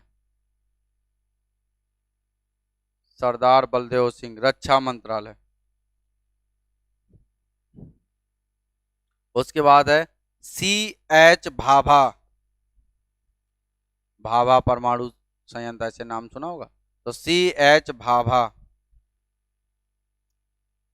आप जानते हो, मैंने बोला परमाणु ऊर्जा संयंत्र, तो इसका मतलब ऊर्जा ऊर्जा विभाग से रहे होंगे, तो लिखिएगा कार्य खनन एवं ऊर्जा मंत्रालय, कार्य खनन एवं ऊर्जा मंत्रालय। अगला उसके बाद एक चीज याद रखना, ये सब याद रखते जाना, इस बार के 2 पेपर आपने देखे होंगे, एक बीओ का देखा होगा, एक पीसीएस का देखा होगा। अब वो वाले दिन चले गए, वन लाइनर क्वेश्चन आएंगे। अब वो कथन कारण से पूछता है या तो विकल्प मिलाने के लिए पूछता है, हाँ। तो वही हम कह रहे हैं कि अब थोड़ा सा दिमाग दूसरी तरफ जाना पड़ेगा। अब वो वाले दिन चले गए कि हाँ हमने वन लाइनर रट लिया, सीधे सीधे पढ़ा दिया, तो ये तो मैंने जैसे बताया, अब इसमें जो चीजें मैं इधर उधर जोड़ता जा रहा हूं, उसके मेरे कहने का मतलब यही है। अब जैसे कह दिया जाए सरदार वल्लभ भाई पटेल के बारे में कथन सत्य है, अब कथन सत्य है तो उसमें एक तो बता दिया इन्हें भारत का लौह पुरुष कहा जाता, ठीक है। दूसरा कह दिया भारत का बिस्मार्क कहा जाता है, इसमें 50% गलत हो जाएंगे, जो नए नए होंगे, जो जानने वाले होंगे वो सही करेंगे। फिर उसके बाद कहा जाएगा ये अंतरिम सरकार में गृह सूचना एवं प्रसारण मंत्रालय संभाल रहे थे, भाई भारत के एकीकरण में इनका मतलब योगदान था, उपर्युक्त सभी सही हैं। अब जब आपको ये सब चीजें पता होंगी तभी तो बता पाओगे, तो हर व्यक्ति का हर फैक्ट आपको पता होना चाहिए अब। और जैसे इस बार का एक किताब आई है, कोई सौरभ चौबे, है ना, पूरी हिस्ट्री, जो किसी भी किताबों में, हमारा तो ऑप्शनल है हिस्ट्री, मतलब इसमें सिविल में, लेकिन हमने इतनी किताबें पढ़ी, लेकिन कुछ हमको भी उसमें ऐसे फैक्ट मिले जो किताबों में है ही नहीं। लेकिन कहते हैं सौरभ चौबे किताब में वन लाइनर बिल्कुल वही वही लाइन रखी है, तो इसका मतलब ये नहीं कि अगली बार उसी से आएगा, लेकिन अगर आपके पास टाइम रहता तो आप उसको पढ़ सकते हो, कहीं दोबारा ऐसी गलती हो जाए तो फिर ना हम पीछे हो जाएं। तो भाई जहां से क्वेश्चन आजकल होता क्या है कि हमारी अगर जुगाड़ है आयोग में, अब सौरभ चौबे की किताब ढूंढने नहीं मिल रही है, नहीं तो इनको कोई पूछने वाला नहीं था कौन है। हाँ तो हम बता रहे हैं ना कि अब वो आउट ऑफ डिस्काउंट क्यों, क्योंकि उसने ऐसे एग्जाम में क्वेश्चन, और हो सकता है लिंक लगी हो कुछ और कह दिया हो यहाँ से रखिए, और उसके बाद तुरंत जैसे वो आया तो तुरंत वो सोशल मीडिया में आने लगा, ये देखिए वन लाइनर यहाँ से क्वेश्चन ये। हम्म,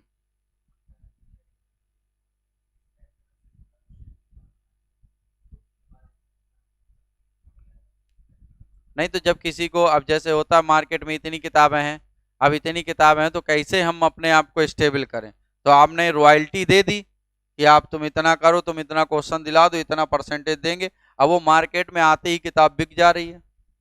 अब स्पेक्ट्रम जो था एक ऑथेंटिक किताब मानी जाती है, तो लो स्पेक्ट्रम पढ़ो, स्पेक्ट्रम पढ़ो, स्पेक्ट्रम से वाला, अब स्पेक्ट्रम से कुछ नहीं आया, तो कितना आदमी किताब पढ़ेगा, कितनी पढ़ेगा। लेकिन अब मजबूरी है कि अगर पास करना है तो हमको पढ़ना ही पढ़ना भाई। तो कहीं ना कहीं जहां टाइम मिले, और ये भी नहीं जरूरी होता कि अगर 4 लोग हो तो चारों लोग किताब लो, क्योंकि आप किताब एक लोग लेके और फिर नोट्स बना सकते हो आप। ठीक, किताब से हमेशा नहीं पढ़ा जाता, एक बार आपने किताब पढ़ी, अपना नोट्स बना लिया, उसकी किताब वापस कर दीजिए, आप अपने नोट्स से पढ़िए।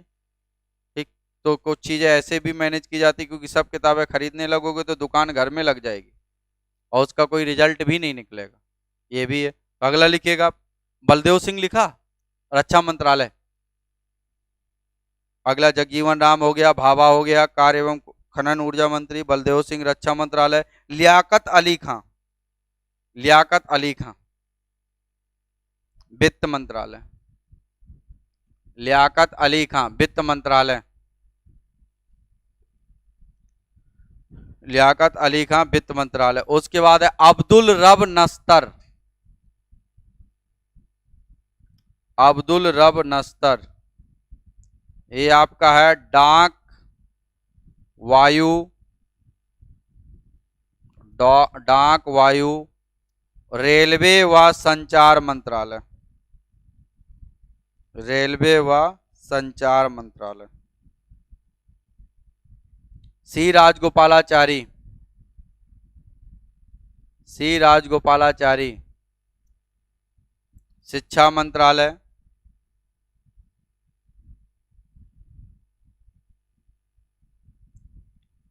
अगला उसके बाद है योगेंद्र नाथ मंडल, विधि मंत्रालय।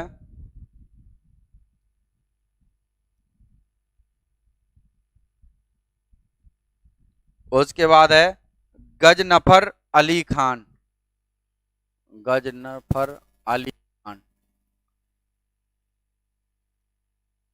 गजनफर अली खान, ये है आपका स्वास्थ्य मंत्रालय। उसके बाद है आई आई चुंदरीगर, आई आई चुंदरीगर, ये है आपका वाणिज्य मंत्रालय।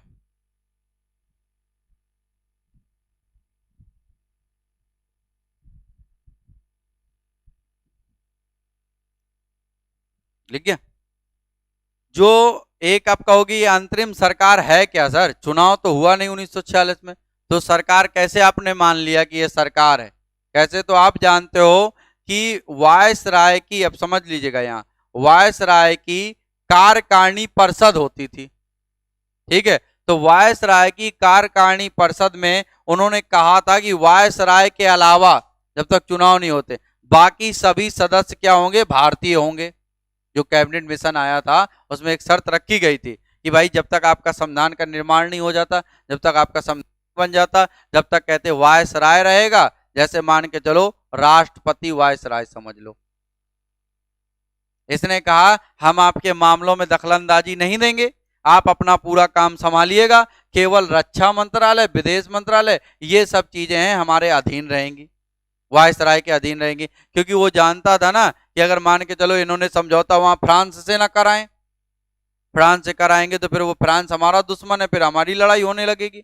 तो कुछ विभाग अपने पास रख के, तो वो जो वायसराय की कार्यकारिणी परिषद थी, उस वायसराय की कार्यकारिणी परिषद का अध्यक्ष कौन था, वायसराय, और उपाध्यक्ष कौन था, पंडित नेहरू, पंडित नेहरू। और उसी जो वायसराय की कार्यकारिणी परिषद थी वही है ये अंतरिम सरकार।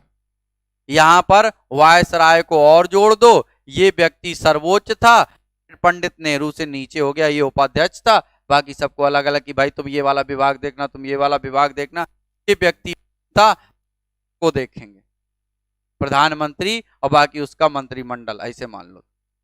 तो ये वाला काम था। तो इसी बात को लेकर तो भीमराव अंबेडकर ने कहा जो अंतरिम सरकार चल रही है ये एक ऐसी सरकार है जिसको दो देश चला रहे हैं। हाँ, डबल इंजन की सरकार कह सकते हो। दो देश चला रहे हैं, एक तो आपका भारत चला रहा है निचले स्तर पर, और उस भारत को ब्रिटेन चला रहा, क्योंकि मेन व्यक्ति तो अध्यक्ष होता है ना, अध्यक्ष तो वायसराय है, वायसराय तो अंग्रेज है। तो भीमराव अंबेडकर लिख लीजिएगा, एक पॉइंट क्या लिख लो, देखो डॉक्टर भीमराव अंबेडकर ने, डॉक्टर भीमराव अंबेडकर ने, डॉक्टर भीमराव अंबेडकर ने अंतरिम सरकार को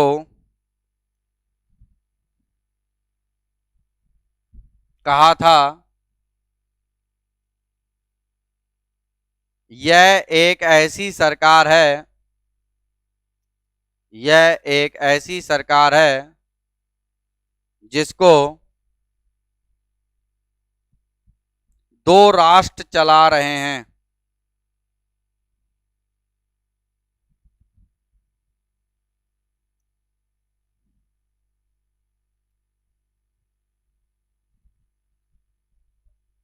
लिख गया, चलिए। अब ये अंतरिम सरकार हो गया। अब अंतरिम सरकार हो गई, चीजें चलने लगी। अब होता क्या है कि एक बार ये 20 नवंबर 1946 को जो वायसराय था उसने निर्वाचित प्रतिनिधियों को बुलाया और कहे भैया अब अपने संविधान का निर्माण करो। मैंने अभी जैसे इससे पहले बताया कि संविधान सभा का जो गठन किया गया था वो प्रांतों से किया गया था, ब्रिटिश प्रांतों से और देसी रियासतों से। प्रत्येक प्रांत से कितने सदस्य चुने जाएंगे यह उस प्रांत की जनसंख्या डिसाइड करती थी। अगर किसी प्रांत की जनसंख्या 10 लाख पर एक कैंडिडेट चुना जाना था, प्रांत में 50 लाख है तो वहां से 5 कैंडिडेट चुन के आएंगे। अब वो 5 कैंडिडेट कौन होंगे ये वहां की विधानसभा बताएगी, वो सदस्य बताएंगे कि इनको इनको भेजिए। और उस समय इतना सब ये जो छीछल लेदर फैला रहता आजकल राजनीति में, इतना पहले नहीं रहता था। पहले हमको देश को अगर ऐसा होता तो सिस्टम चले ना पाता। आप सोच लो कि जब सरकार बना होगा पहली बार तो आप राज्यसभा के सदस्यों को चुनाव किया होगा। राज्यसभा के सदस्य तो 6 साल के लिए नियुक्त होते हैं और हर 1/3 सदस्य 2 वर्ष बाद रिटायर होते हैं इनका कार्यकाल। तो बताओ पहली बार में तो किसी का ना 6 साल हुआ होगा पहली बार का, तो किसी ने तो पहली बार 2 साल में इस्तीफा दिया होगा 1/3 सदस्यों ने, कुछ ने 4 साल में दिया होगा, कुछ का 6 साल हुआ होगा, तब ये क्रम चला होगा कि नहीं चला होगा। आज बताओ कौन देगा इस्तीफा? ठीक, कोई नहीं देगा। विधान परिषद में जो इस्तीफा देते हैं, जैसे आपने देखा होगा इससे पहले यही यूपी की विधान परिषद की बात करें तो जब मोदी जी उसको योगी जी को चुना जाना था और केशव प्रसाद मौर्य, दिनेश शर्मा, तीनों विधान परिषद के मेंबर है, विधानसभा के तो है नहीं। तो इनके लिए कहते हैं, एक आपने पहले उसमें अब्दुल वारी सिद्दीकी कोई है, ठीक है, समाजवादी पार्टी का था, तो उसका होटल बना हुआ कहीं, लेकिन वो होटल जो है वो गैर उसमें। तो इन्होंने कहा या तो एमएलसी पद से तुम इस्तीफा दो, क्योंकि वो जान रहे थे अब हमारे इतने विधायक हैं कि सपा जिता के ला नहीं पाएगी, सीट तो हमारी होगी। लेकिन जब उनका कार्यकाल पूरा होता तब वो इस्तीफा देते। तो 6 महीने के अंदर किसी सदन का सदस्य होना जरूरी है भाई। कोई भी अगर मुख्यमंत्री बनता है या मंत्री बनता है तो उसे 6 महीने के अंदर किसी भी सदन का सदस्य होना जरूरी है। अब 6 महीने में, अब उसका तो बहुत समय था, अभी जल्दी ही बनाया गया था, तो अब उसको दबाव डाला गया। तो उन्होंने कहा कि हम इस्तीफा दे, कहे तुम पहले तो समाजवादी पार्टी छोड़ और दूसरी बात इस्तीफा दो, तुम्हारा होटल बचेगा, नहीं तो अतीक अहमद वाला हाल होगा, सब तुम्हारी संपत्ति ध्वस्त। तो उसने कहा संपत्ति बची रहे, पद रहे चाहे न रहे, हम इस्तीफा दे देते हैं। और उन्होंने इस्तीफा दे दिया। अब उसकी जगह पर बीजेपी वालों ने अपना चुन लिया। ऐसे बहुत से रहे होंगे जो, और जानते हो नेताओं में मैक्सिमम कोई क्लीन छवि का तो है नहीं, सबका कहीं ना कहीं कुछ ना कुछ होता है। तो जो जिनको लगता है कि ये अब भाई मैं गलत काम किए हूँ, तो जब मैं गलत काम किया हूँ तो थोड़ी तो मेरी दुखती रग में हाथ रखोगे, मैं तो कह ही दूंगा भैया इसको ना टच करो, बाकी चाहे कुछ भी करो। तो इस तरह से कहते हैं। तो यहाँ पर अगर आज की राजनीति होती तो कोई देता ही इस्तीफा, लड़ाई हो जाती।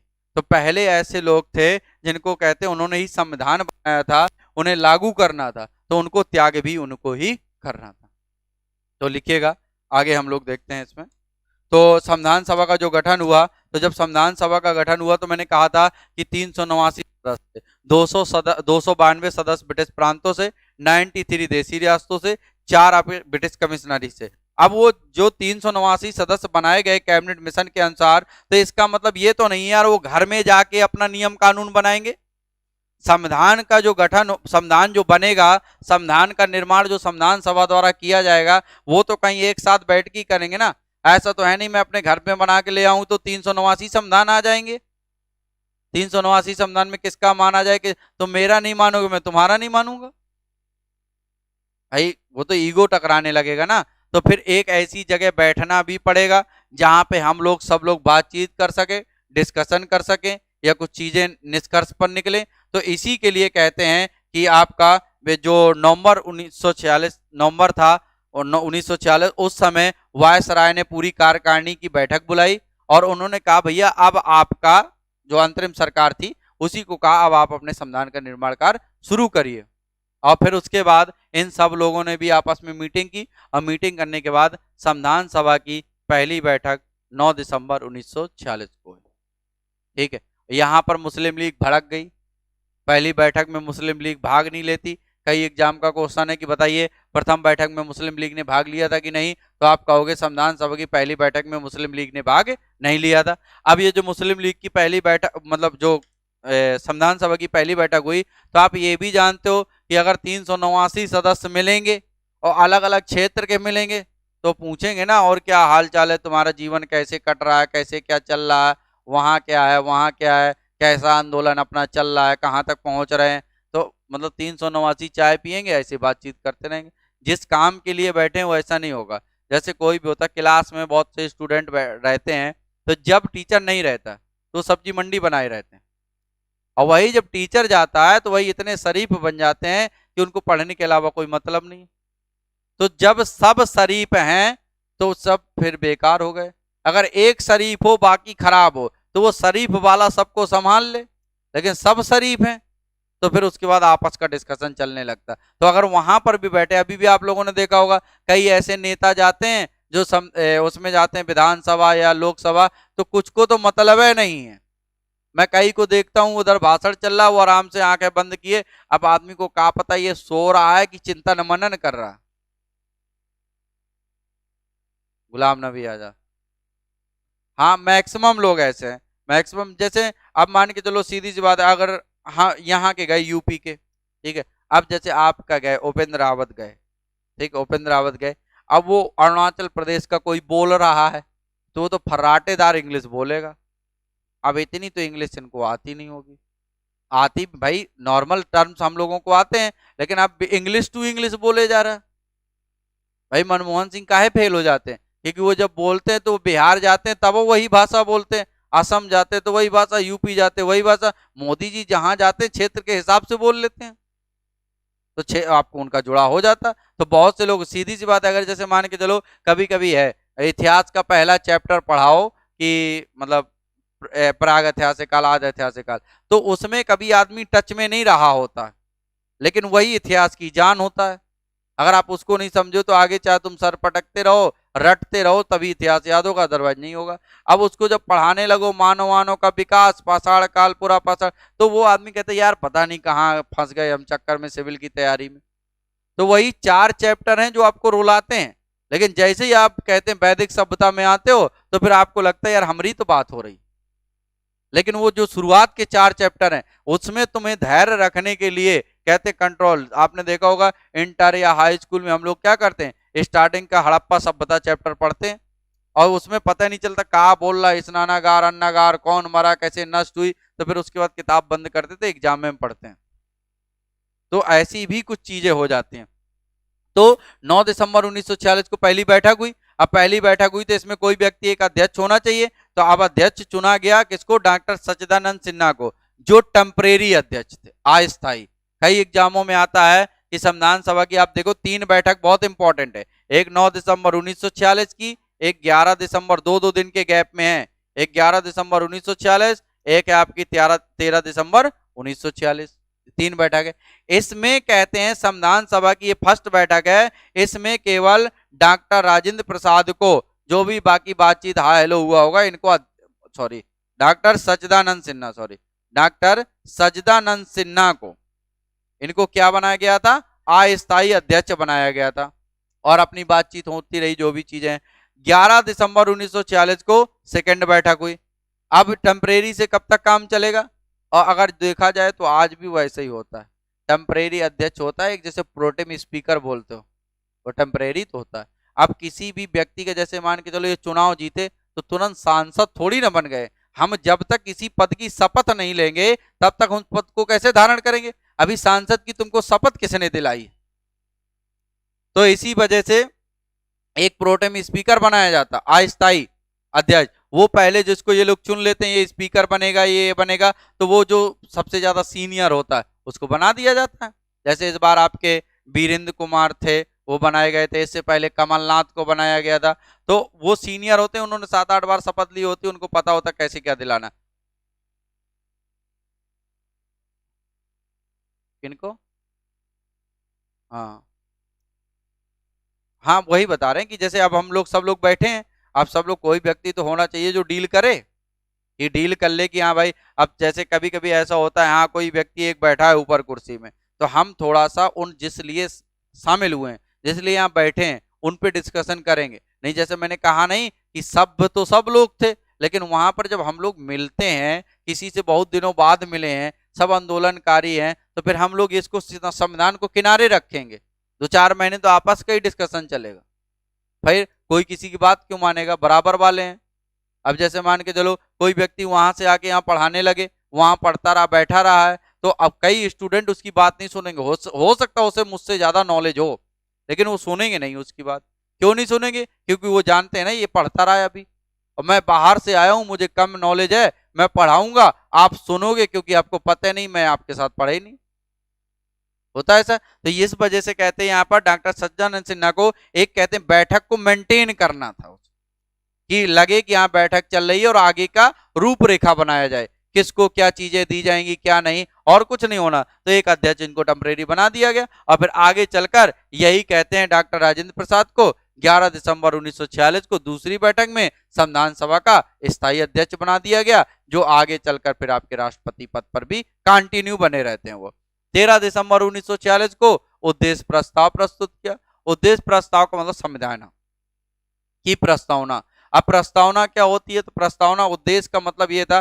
जैसे अब मान के चलो मैंने बैच बनाया तो मेरा कोई उद्देश्य होगा, ठीक है, मेरा एक उद्देश्य होगा कि तुम लोगों की नौकरी लग जाएगी, तो तुम लोग अगर एक बच्चा निकलेगा, ठीक है, अब मेरी मतलब एक खराबी ये भी है कि हम लोग प्री पढ़ाते हैं, मतलब मैं प्री पढ़ाता हूँ मेंस नहीं पढ़ाता हूँ, मेंस इसलिए नहीं पढ़ाता हूँ यार जब मेंस मेरा नहीं निकला है 2-3 बार मैंने लिखा है तो मैं आपका कैसे ठेका ले लूं, भाई मेरा कहीं नोट्स गलत होगा या मेरी लैंग्वेज उस तरह की नहीं होगी तो मैं क्यों आपको बैठा लूं, नहीं भैया मेन से भी पढ़ लो, जब अपना खुद निकल जाए हम इंटरव्यू तक जाएं तो मुझे अपने नोट्स पर विश्वास हो, नहीं ये नोट्स यार ठीक है और इसमें से हम लोगों को मैक्सिमम नंबर गेन हो जाते हैं, तो मैं जैसे प्री निकलता वैसे मैं कह देता हूँ भैया आप जाओ अपना चाहे आप लखनऊ जाओ जहाँ, क्योंकि क्या फायदा तुम्हारा प्री तो निकल गया, अब पता चले मेंस में जितना तुम प्री में खुश हुए होगे मेंस में उतनी गाली दोगे, बैठाए रहो फालतू में, कोई मतलब भी नहीं है। तो जो चीजें हैं उतना आपको दे सकते हैं और जो नहीं है वो भैया अपना दूसरी जगह देखो। तो अगर मान के चलो वो जो भी यहाँ से प्री निकलता है जाते हैं, अगर अभी तक उनका नहीं हुआ फाइनल मेंस में, अगर उनका फाइनल हो जाता है तो अगर एक बार ही वो कह देंगे नहीं हम यहाँ पढ़े हैं तो कुछ लोगों को तो विश्वास हो जाएगा, भाई प्री में वो कह देते हैं ठीक है वहां जाके पढ़ लीजिए तो पढ़ ले, वो आके पढ़ लेते हैं, लेकिन मेंस में अब जब वो फाइनल सिलेक्शन होगा तब उसकी बात अलग होगी, अभी उसकी बात की प्री तो कह देंगे यार प्री तो सबका निकल जाता है कोई दिक्कत नहीं, लेकिन बहुत लोगों को प्री नहीं अब निकल पा रहा, ऐसे लोगों का नहीं निकल पा रहा जो मान के चलो मेंस का ही फल लिखे, पिछली बार भी धराशायी हो गए थे 2019 वाले, 2020 वाले में कई लोग इधर उधर भाग रहे कि ये तो आईएएस बना दिया है, परिवर्तन के दौर से गुजार गुजार रहा है। हाँ, पूरा का पूरा मतलब ये है कि जैसे अब हम लोगों के लिए बना ही नहीं है। अब वो अलग, जैसे एक होता है स्ट्रीम जिसके लिए कहते हैं आपका टेक्निकल ग्रुप, उसके लिए पेपर बना दिया। अब ये जो 8 सब्जेक्ट वाले हैं ये किनारे होते जाएंगे, मतलब पहले बीए बीएससी करके किनारे हो गए, अब सोच रहे हैं इधरों ना हो। अब मैक्सिमम आप देखोगे टेक्निकल डिग्री वाले सेलेक्ट हो रहे हैं, और वो भी इंग्लिश मीडियम वाले सेलेक्ट हो रहे हैं। दो चीजें एक साथ साथ। उसी में तो अभी 4-5 दिन से धरना प्रदर्शन चल रहा है कि आप हमारे लिए अलग से वो करो, सीटें आरक्षित करो, बाहरी राज्यों को क्यों दो, जब कोई राज्य हमको नहीं देता है तो हम क्यों दे भाई। तो, हाँ वो मतलब 5% एक कहने के लिए बोलता है, लेकिन वो देता नहीं। ठीक है, 5% ये बोलता, 5%, लेकिन आप वहां तक मेन इंटरव्यू तक जाओगे तो मैं ऐसे ही निकाल देगा, पता ही नहीं चलेगा। ये उसका काम है। हर स्टेट ऐसे ही कर रहा है। ठीक है, बिहार में भी जैसे अभी चुनाव हो रहे हैं तो एक वादा रख किया गया है कि बिहार की नौकरी बिहारियों के लिए आरक्षित होगी, ये कहा गया। तो अब लेकिन यूपी वाले कहते हैं तुम सब लोग आओ। हमारे यहाँ का पीसीएस टॉपर हरियाणा का निकलता, गुड़गांव, यूपी वालों का नहीं निकलता। ये हाल है। और बाकी सब जगहों का, और ये 2 साल से ही ऐसा हो रहा है। प्रभात कुमार कहीं उनका लड़का एक कोचिंग चलाता है, मेरठ एरठ साइड, बागपत साइड। तो वहाँ के पूरे पता नहीं 56 लोग कहते हैं, 56 या 60 लोग वो दिखा रहा था, पूरे सेलेक्ट हो गए, पूरा का पूरा। अब वहाँ लाइन लगी है उस कोचिंग में, बस उसकी चल गई कोचिंग, अब एको ना होंगे, एक बार चल गई। ये सिचुएशन है। तो 13 दिसंबर 1946 को कहते पंडित जवाहरलाल नेहरू ने उद्देश्य प्रस्ताव प्रस्तुत किया था। और उद्देश्य प्रस्ताव का मतलब हमको किधर की ओर संविधान ले जाना है, हमारा उद्देश्य क्या है। जैसे हमारा उद्देश्य है समाजवादी, प्रभुत्व संपन्न, लोकतांत्रिक, धर्मनिरपेक्ष गणराज्य बनाना। तो हम इसी के लिए काम करेंगे। भाई किसी भी किताब की प्रस्तावना उसकी आत्मा होती है, तो हमको पता तो होना चाहिए हमें चलना किधर है। नहीं तो बनाने के लिए तो पता नहीं कौन कौन बना के ले आएगा। लेकिन ये जो शब्द हैं, अब ये प्रस्तावना में सबसे ज्यादा दिन बहस हुई, 13 दिसंबर से लेकर 22 जनवरी तक बहस होती है। एग्जाम का यहीं से क्वेश्चन बन जाता है कि बताइए संविधान का कौन सा भाग है जिसपे सबसे ज्यादा दिनों तक बहस की गई, डिबेट की गई। तो प्रस्तावना संविधान का वो भाग है जिस पर सबसे ज्यादा दिनों तक बहस की गई। 13 दिसंबर 1946 को पंडित जवाहरलाल नेहरू ने उद्देश्य प्रस्ताव प्रस्तुत किया था, और जो कहते हैं कब समाप्त हुआ, 22 जनवरी। ठीक है, तो दोस्तों आज की क्लास यहाँ तक अब ओवर होती है, और बाकी क्लास हम लोग कल बात करेंगे। आज बस ये इंट्रोडक्शन था।